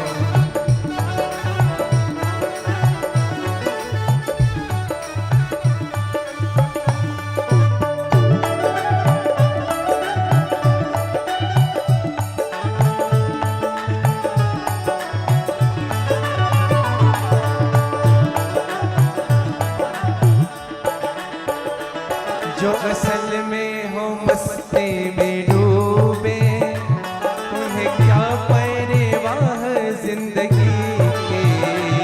जो असल में है मस्ती में डूबे, उन्हें क्या परवाह जिंदगी की। मस्ती का मतलब समझते हैं? मस्ती किसे कहते हैं? मैंपन की बुद्धि जिनकी सती हो जाए वही मस्ती है। हाँ, जिनके जीवन में मैंपन की बुद्धि ना रहे, हम हो जाए। अटपट छवि श्री श्याम की झटपट लखे न कोई, और मंड की खटपट जो मिटे तो चटपट दर्शन हो। ये मस्ती है जीवन में। और जो उतरती और चढ़ती मस्ती है ना भैया, हाँ, 7 दिन तक बढ़िया राधे राधे राधे राधे, फिर 8वें दिन आधे आधे। ये मस्ती नहीं है। हाँ, उस समय बड़ा भगत बन जाएंगे, उसके बाद फिर ये मस्ती नहीं। जो चढ़े थे उतरे थे है मस्ती, जो चढ़े थे उतरे थे है मस्ती, वो हकीकत में मस्ती नहीं है। जो चढ़े थे उतरे थे है मस्ती, वो हकीकत में मस्ती नहीं है। ये तो प्रेम की बात है, वो तो बंदगी तेरे बस की नहीं है। ये तो प्रेम की बात है, वो तो बंदगी तेरे बस की नहीं है। आशिकी इतनी सस्ती नहीं है, आशिकी इतनी सस्ती नहीं है। ये हकीकत में मस्ती नहीं है। ये हकीकत में मस्ती नहीं है। ये तो प्रेम की बात है, उदो। ये तो प्रेम की बात है, उदो। ये तो प्रेम की बात है, उदो। बंदगी तेरे बस की नहीं है। चोंच खाने की हवस है तो जिगर पैदा कर। एक संत ने बड़ी सुंदर बात कही, चोट खाने की हवस है तो जिगर पैदा कर, सरफरोशी की अगर तमन्ना है तो सर पैदा कर। यहाँ कौन सी ऐसी जगह है जहाँ जलवाए माशूक नहीं है, सौ के दीदार अगर है तो नजर पैदा कर। अगर उनको देखना है तो नजर पैदा करना पड़ेगा। और हक ढूंढने वालों को अक्सर दिल भर के नजारे होते हैं। हक होना चाहिए। हक ढूंढने वालों को अक्सर दिल भर के नजारे होते हैं। वो और निगाहें होती है, वो और इशारे होते हैं। उनकी निगाहें उनकी इशारे लग होती है भैया। हाँ, आज भगवान ने ओधों के गर्व को समाप्त किया। भगवान ने मुचकुंद के द्वारा काल्यवंत का वध करवाया। जरासंध भगवान के पीछे लग गए। जरासंध के साथ भगवान का निरंतर युद्ध होता रहा। क्यों होता रहा बताएं? जरासंध दरअसल कंस के ससुर थे और जरासंध की 2 पत्नी थी, अस्ति और प्राप्ति। अस्ति और प्राप्ति ने बताया, कहा पिताजी तुम्हारे दामाद को कृष्ण ने मरवा डाला। पीछे लग गए। और भैया अब तो जरासंध भगवान कृष्ण के पीछे दौड़े हैं। सीधे क्षेत्र गए, गुजरात क्षेत्र। प्रवर्षणगिरी पर्वत पर भगवान अब चढ़े और उच्च चोटी में चढ़ करके विश्वकर्मा को बुलवाया है। और समुद्र के बीच में भगवान ने छलांग लगाई और उसी स्थान पर 12 योजन की एक विशाल मणिकृत भवन का निर्माण किया है। और यही द्वारिका हुए और भगवान यहाँ के राजा हुए। बोले द्वारिकाधीश भगवान की जय। भगवान द्वारिका के राजा हुए। सुखदेव जी महाराज ने कहा कि परीक्षित भगवान का विवाह मां रुक्मणी जी के साथ हुआ। विवाह मैया रुक्मणी, प्रथम विवाह भगवान का। कहा महाराज कैसे हुआ? तो बड़ी सुंदर बात कही। विदर्भ देश के राजा थे राजा भीष्मक, जिनके 5 पुत्र थे, एक भी पुत्री नहीं थी। राजा भीष्मक के मन में भाव आता था कि मेरी एक भी कन्या नहीं है, अर्थात मेरा दान अपूर्ण है, अधूरा है। जब तक मैं कन्यादान नहीं करूंगा तब तक मेरा दान अपूर्ण है। और एक विशेष निवेदन करूं, हमने जीवन पर कितना भी दान किया, जीवन पर्यंत कितना भी लुटाया हो, ब्राह्मणों को भोजन कराया हो, यज्ञ कराया हो, जप करवाया हो, तप करवाया हो, हॉस्पिटल बनवाया हो, खूब सब चीज हुआ है, लेकिन अगर आपने अपने जीवन में कन्यादान नहीं किया तो आपका सब ध्यान निरर्थक रह जाएगा। कन्यादानम महादानम। अभी बेटी आई हुई थी, भजन हुआ। कुछ लोग कहते हैं पुत्र पिता का आत्मा होता है। क्या कहते हैं? पुत्र पिता का आत्मा होता है। लेकिन मैं बड़ी विनम्रता से एक बात कहूं, ये बहुत संकुचित शब्द लगता है मेरे को जब कोई कहता है पुत्र पिता का आत्मा होता है। ये बात मैं बड़ी जिम्मेदारी से कहूं, अगर यही बात अगर पुत्री के लिए किया जाए तो ये बात विशेष रूप से सार्थक होती है। पुत्री पिता की आत्मा होती है। अनुभव करके देखिएगा, जब तक पिता नहीं बनोगे ना तब तक से अनुभव नहीं होगा। हाँ, माता पिता क्या सोचते हैं हमारे बारे में, जब तक अनुभव नहीं होगा तब तक स्वयं के बच्चे नहीं आएंगे।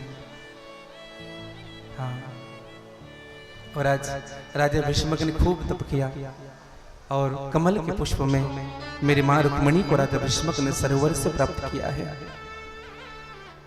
रुक्मणी मैया लक्ष्मी है और लक्ष्मी कभी भी गर्भ से जन्म नहीं लेते। सबसे पहला जन्म हुआ मेरी मां रुक्मणी का, लक्ष्मी का समुद्र से। दूसरा जन्म सीता के रूप में पृथ्वी से। तीसरा जन्म रुक्मणी जी के रूप में कमल से। 3 जन्म मेरी मां के हुए।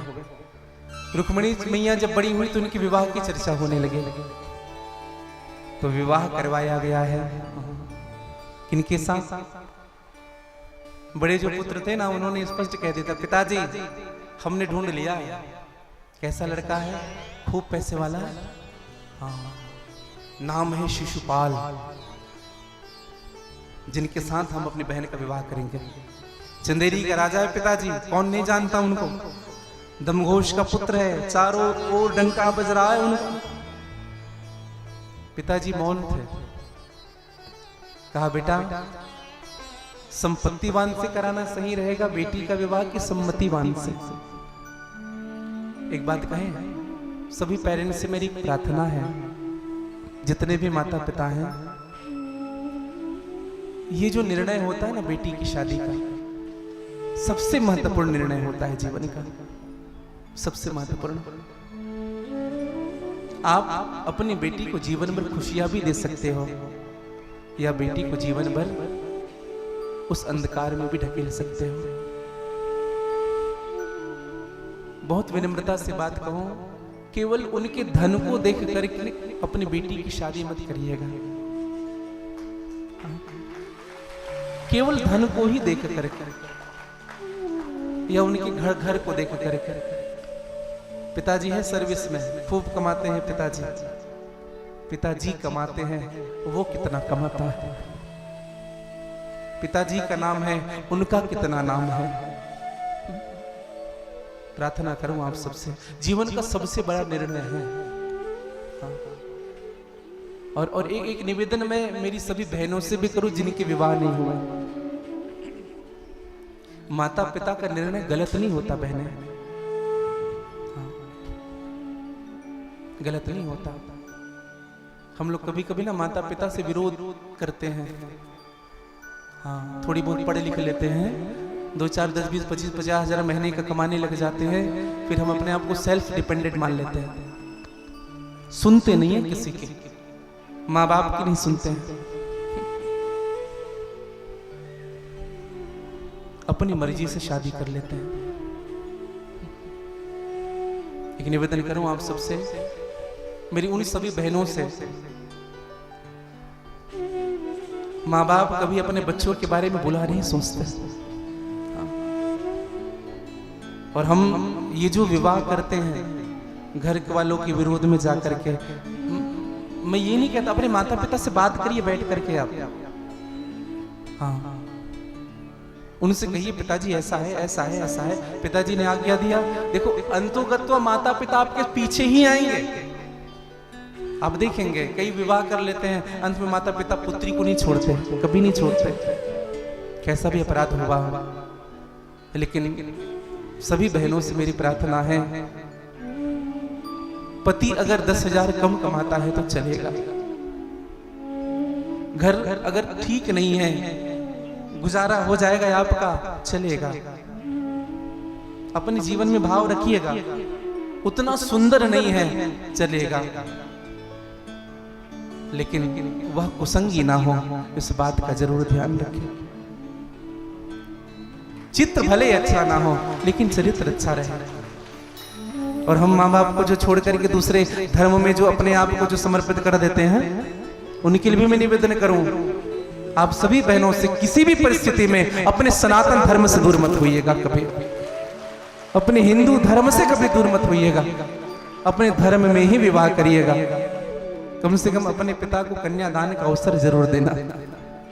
हाँ, आपका पिता कन्यादान कर सके। केवल एक ही इच्छा होती है जब बेटी जब जन्म लेती है ना, एक अवसर, केवल एक ही इच्छा पिता की होती है, और वह है कन्यादान कर सकूं मैं अपनी बेटी का, किसी अच्छे घर में चली जाए मेरी बेटी, जीवन भर लाड लड़ाती है। मैं सत्य कहूं आपको भैया, माँ बाप अपने बच्चों को न अपनी हैसियत से ज्यादा दे करके पालते हैं, और विवाह भी करते हैं ना तो ऐसा विवाह करते हैं जैसे उनकी कम की सामर्थ्य है तो अधिक पैसा लगा करके विवाह करते हैं। और मैं तो एक बात कहूं, एक पिता जीवन भर कमाता है एक रात के लिए, एक रात में लुटा देता है पूरी संपत्ति। और हम जब बाराती बन करके जाते हैं ना तो कमियां गिनते हैं, ये अच्छा नहीं था, ये अच्छा नहीं था, ये अच्छा नहीं था। अरे उस पिता से पूछो क्या उनका शौक है कि तुम्हें अच्छे से भोजन ना कराए, अच्छे से बिठाए ना, अच्छे से उठाए ना। उनकी तो पूरी भरसक प्रयास होती है, अपने आप को बेच करके पिता वो कार्य करता है। नहीं तो एक अनुभव देखिएगा, जो पिता अपनी बेटी की शादी करता है ना, उस दिन उस पिता के चेहरे को देखना, अगर पढ़ सको तो पढ़ लेना उस पिता के हृदय की बात को कि आज वो क्या सोच रहा है, क्या चाह रहा है।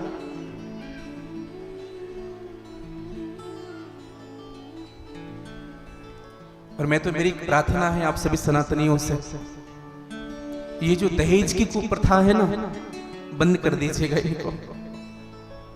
हम जो धन लेते हैं पहले से लिस्ट पकड़ा देते हैं, ये चाहिए, ये चाहिए, ये चाहिए, बंद करिए इनको।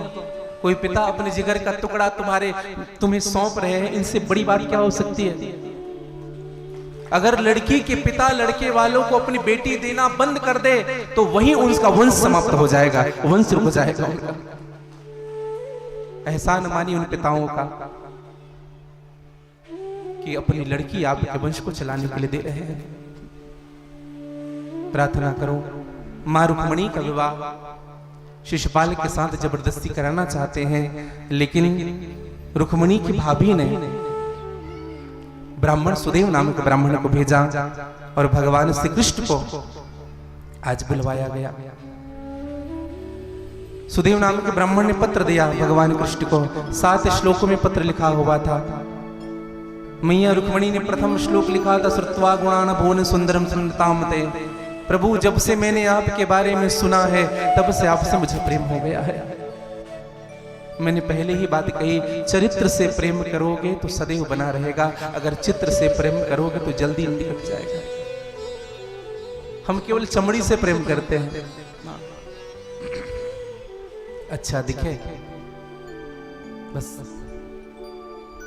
कई रिश्ते इसलिए समाप्त हो जाते हैं, हमसे दूर हो जाते हैं, हम केवल उनके चेहरे को देखते हैं।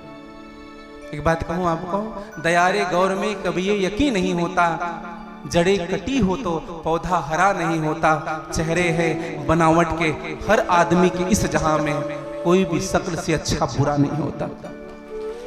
किसी के चेहरे को देख करके उनकी अच्छाई उनकी बुराई की गणना नहीं करना चाहिए।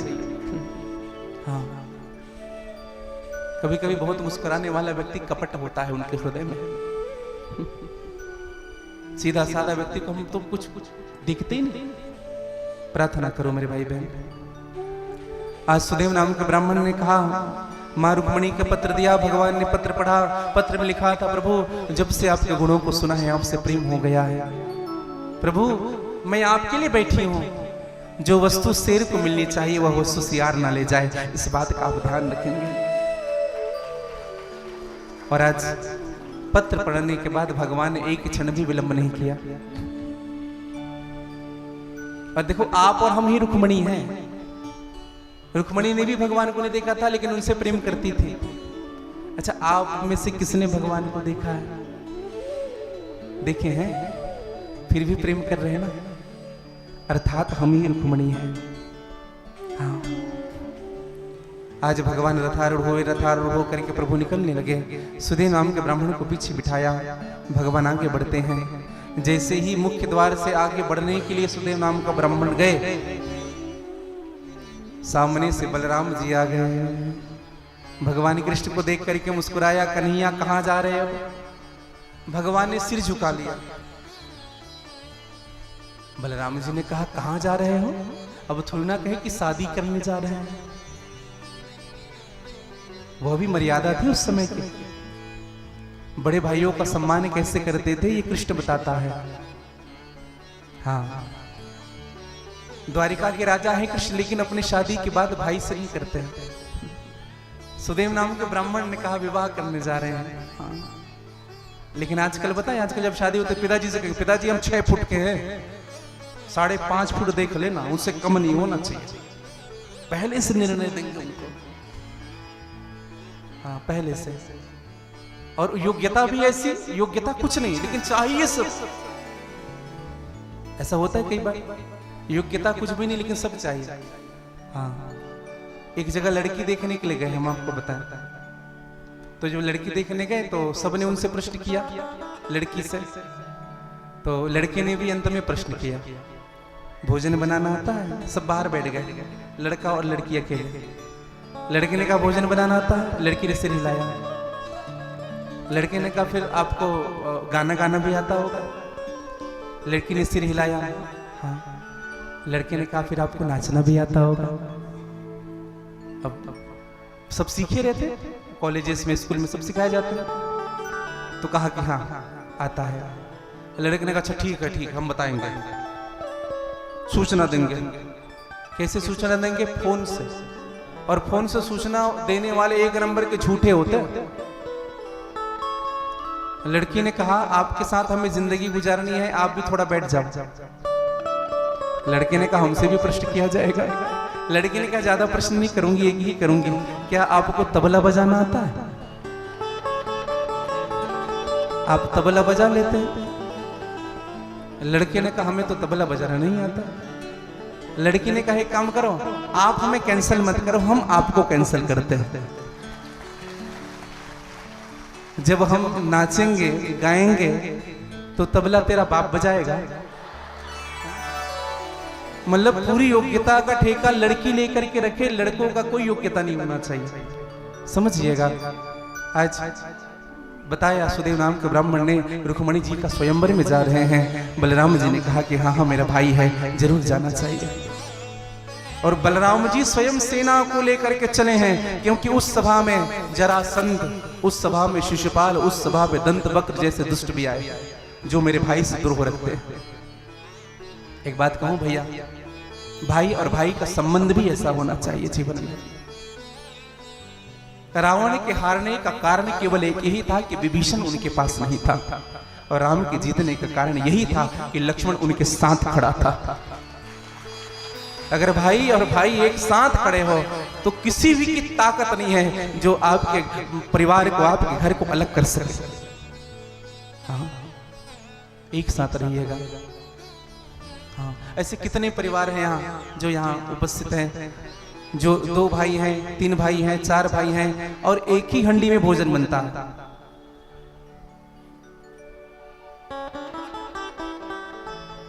2 भाई हो, 3 भाई हो, 4 भाई हो, शादी हो गई हो, एक ही हंडी में भोजन जिनके यहाँ बनता है। एक बार ताली बजाइएगा इन सब के लिए। मैं प्रार्थना करूं ऐसा ही परिवार बना रहे, ऐसा ही जीवन रहे। हाँ, संयुक्त परिवार ही धरती का सुख होता है भैया। आज भगवान श्री कृष्ण का आगमन हुआ, मेरी मैया रुक्मणी तैयार होने लगी, लेकिन मैया का स्वभाव नहीं हो रहा तैयार होने का। गजरे पहनाने पर गजरे निकाल देती है, नथनी पहनाए नथनी निकाल देती है, बाली पहनाने पर बाली निकाल देती है। सुदेव नाम के ब्राह्मण ने कहा अब निकालो मत, अब पहनो, द्वारिकाधीश पधार चुके हैं। और मेरे भाई बहन आज बड़ी आनंदित हुई मैया रुक्मणी, और जो सुना कि मेरे द्वारिकाधीश आए हुए हैं, अब तो उनके लिए सजने लगे। आइए बड़े भाव के साथ आप और हम सब सजे। मुझे श्याम सुंदर की दुल्हन बना दो, आओ मेरी सखियों मुझे मेहंदी रचा दो, मेहंदी रचा दो मुझे फूलों से सजा दो, मुझे श्याम सुंदर की दुल्हन बना दो। चलिए कौन कौन दुल्हन बनना चाहते हैं भगवान? गा लीजिए बड़े भाव से।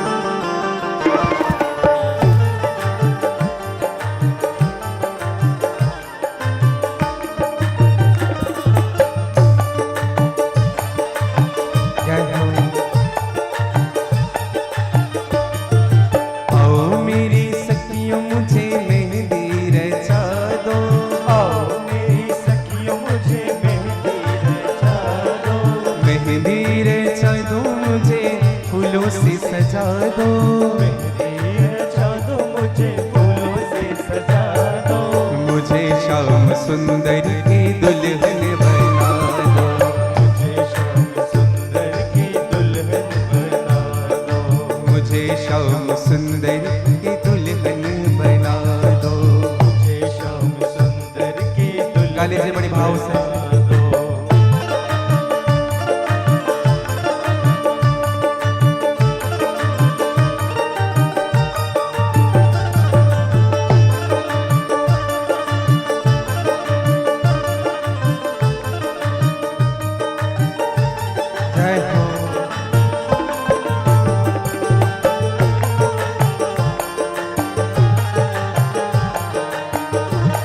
बोलिए भक्त वत्सल भगवान की जय हो।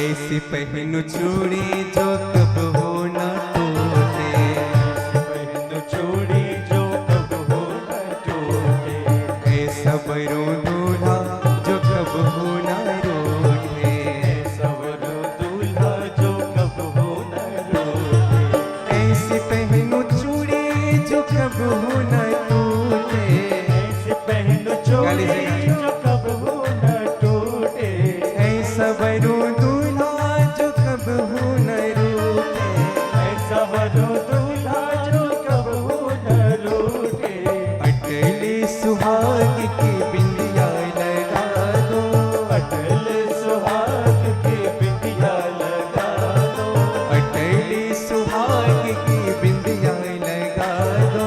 अटल सुहाग की बिंदिया। गा लीजिए सभी भाव से। मुझे श्याम सुंदर की दुल्हन बना दो, मुझे श्याम सुंदर की दुल्हन बना दो, मुझे श्याम सुंदर की दुल्हन बना दो। मुझे श्याम सुंदर की दुल्हन। गा लीजिए बड़े भाव से।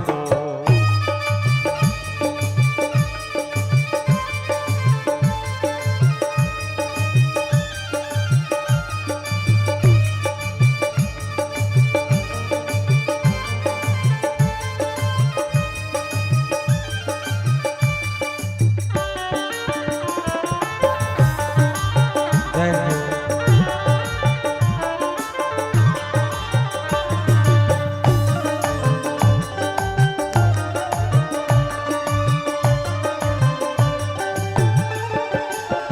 ओ मोहे अपनी दुल्हन बना ले, मोहे अपनी दुल्हन बना ले, शाम तेरे दीवानी हुई मैं, शाम तेरी दीवानी हुई मैं, शाम तेरी दीवानी हुई मैं, शाम तेरी दीवानी हुई मैं, ओ मोहे अपनी दुल्हन बना ले, मोहे अपनी दुल्हन बना ले, शाम तेरे दीवानी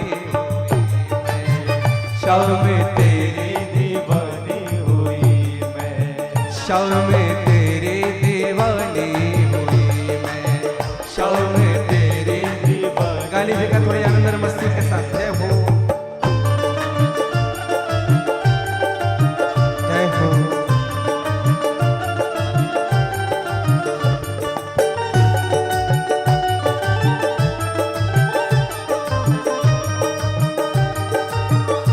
बोली रुक्मणी रमण भगवान की जय हो।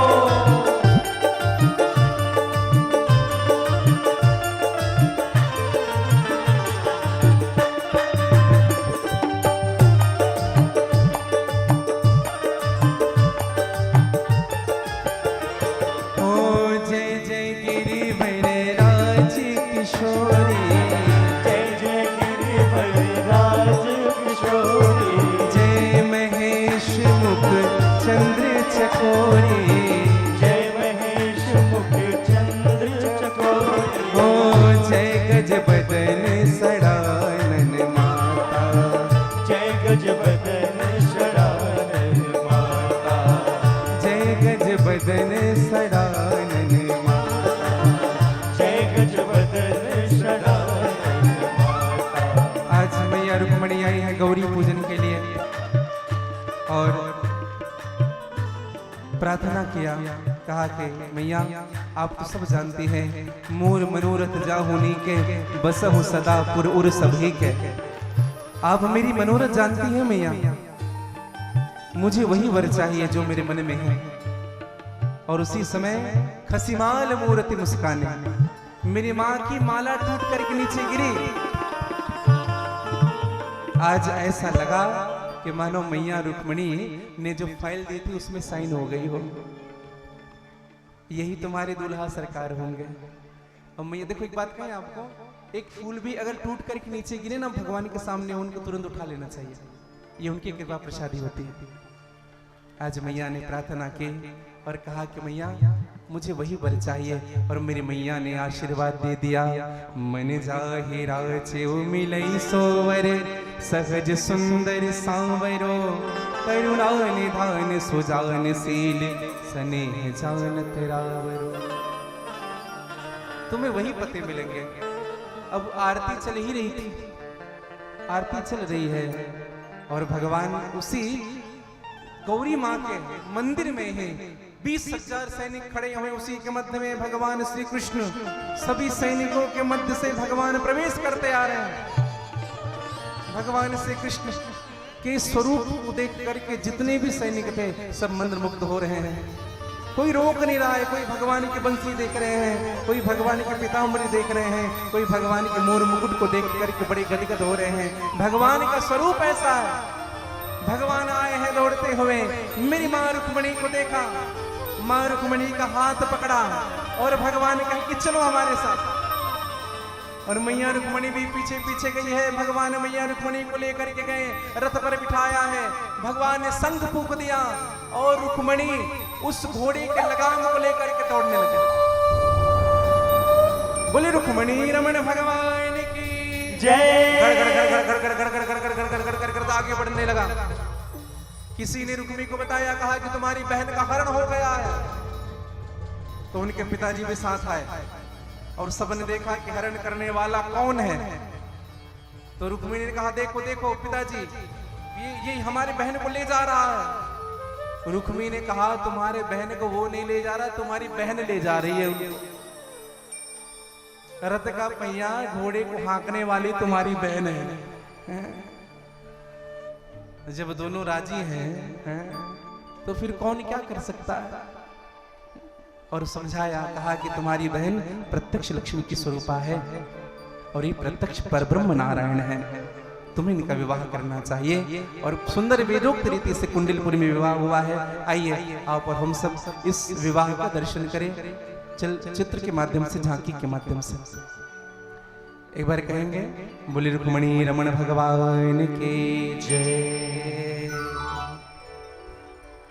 बोली भक्त वत्सल भगवान के जय। और थोड़ी आनंद के साथ गा लीजिएगा। हो तेरा किसने किया श्रृंगार सांवरे, लगे दूल्हा सा हमको दिलदार सांवरे। और बड़े भाव से गाएंगे। तेरा किसने किया श्रृंगार सांवरे, तेरा किसने किया श्रृंगार सांवरे, तेरा किसने किया श्रृंगार सांवरे।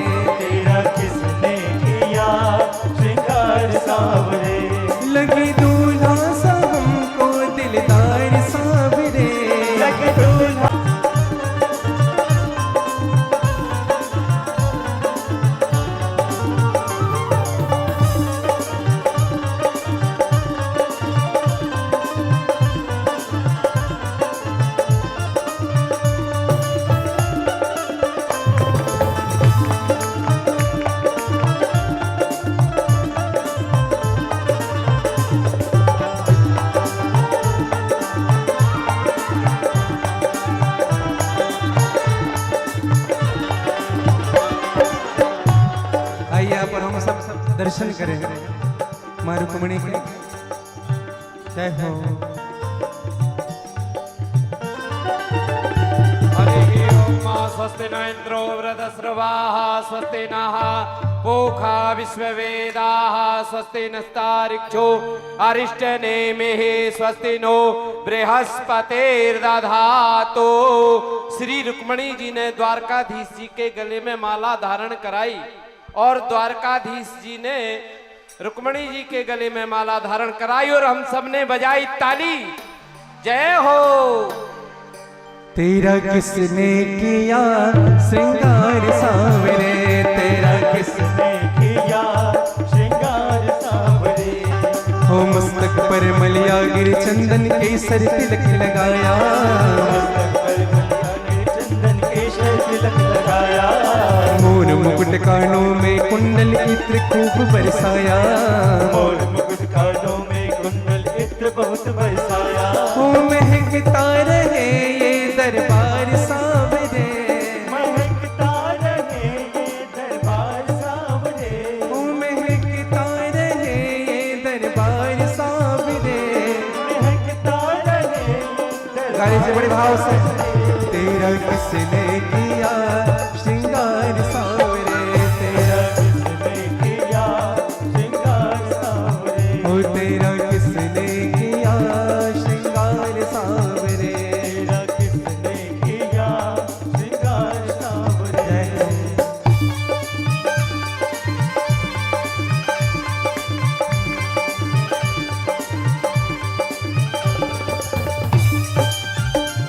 हो।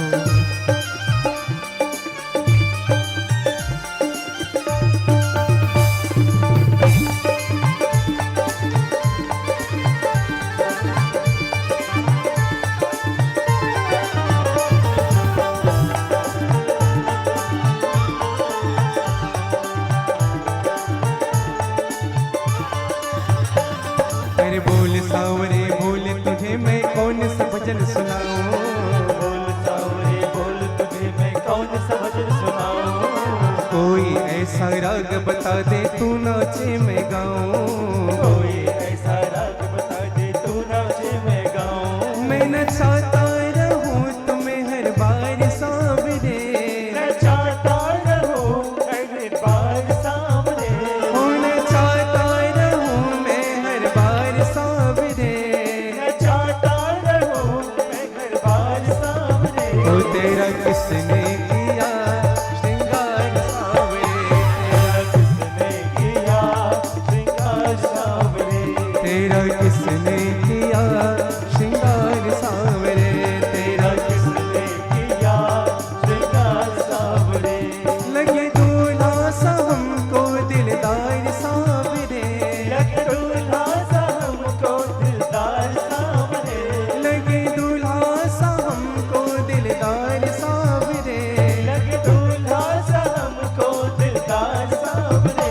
तेरा किसने किया श्रृंगार सांवरे, तेरा किसने किया श्रृंगार सांवरे। ओ तेरा किसने किया श्रृंगार सांवरे, तेरा किसने किया श्रृंगार सांवरे। ओ तेरा किसने किया श्रृंगार सांवरे, तेरा किसने किया श्रृंगार सांवरे। तेरा किसने किया श्रृंगार सांवरे, तेरा किसने किया श्रृंगार सांवरे। तेरा किसने किया तेरा किसने किया श्रृंगार सांवरे। बोले रुक्मिणी रमण भगवान की। और रुक्मिणी जी का मंगल विवाह आप सब दर्शन करें। और आइए इन्हीं शब्दों के साथ मैं वाणी विराम दूं, वाक्य को पुष्पांजलि। आज की समस्त कथाओं को गोविंद के चरणों में, सद्गुरुदेव भगवान के चरणों में, श्री हनुमान जी महाराज के चरणों में, मां दंतेश्वरी के चरणों में, इन्हीं कामनाओं के साथ आप सबके जीवन का भी परिणय मेरे गोविंद के साथ हो। जय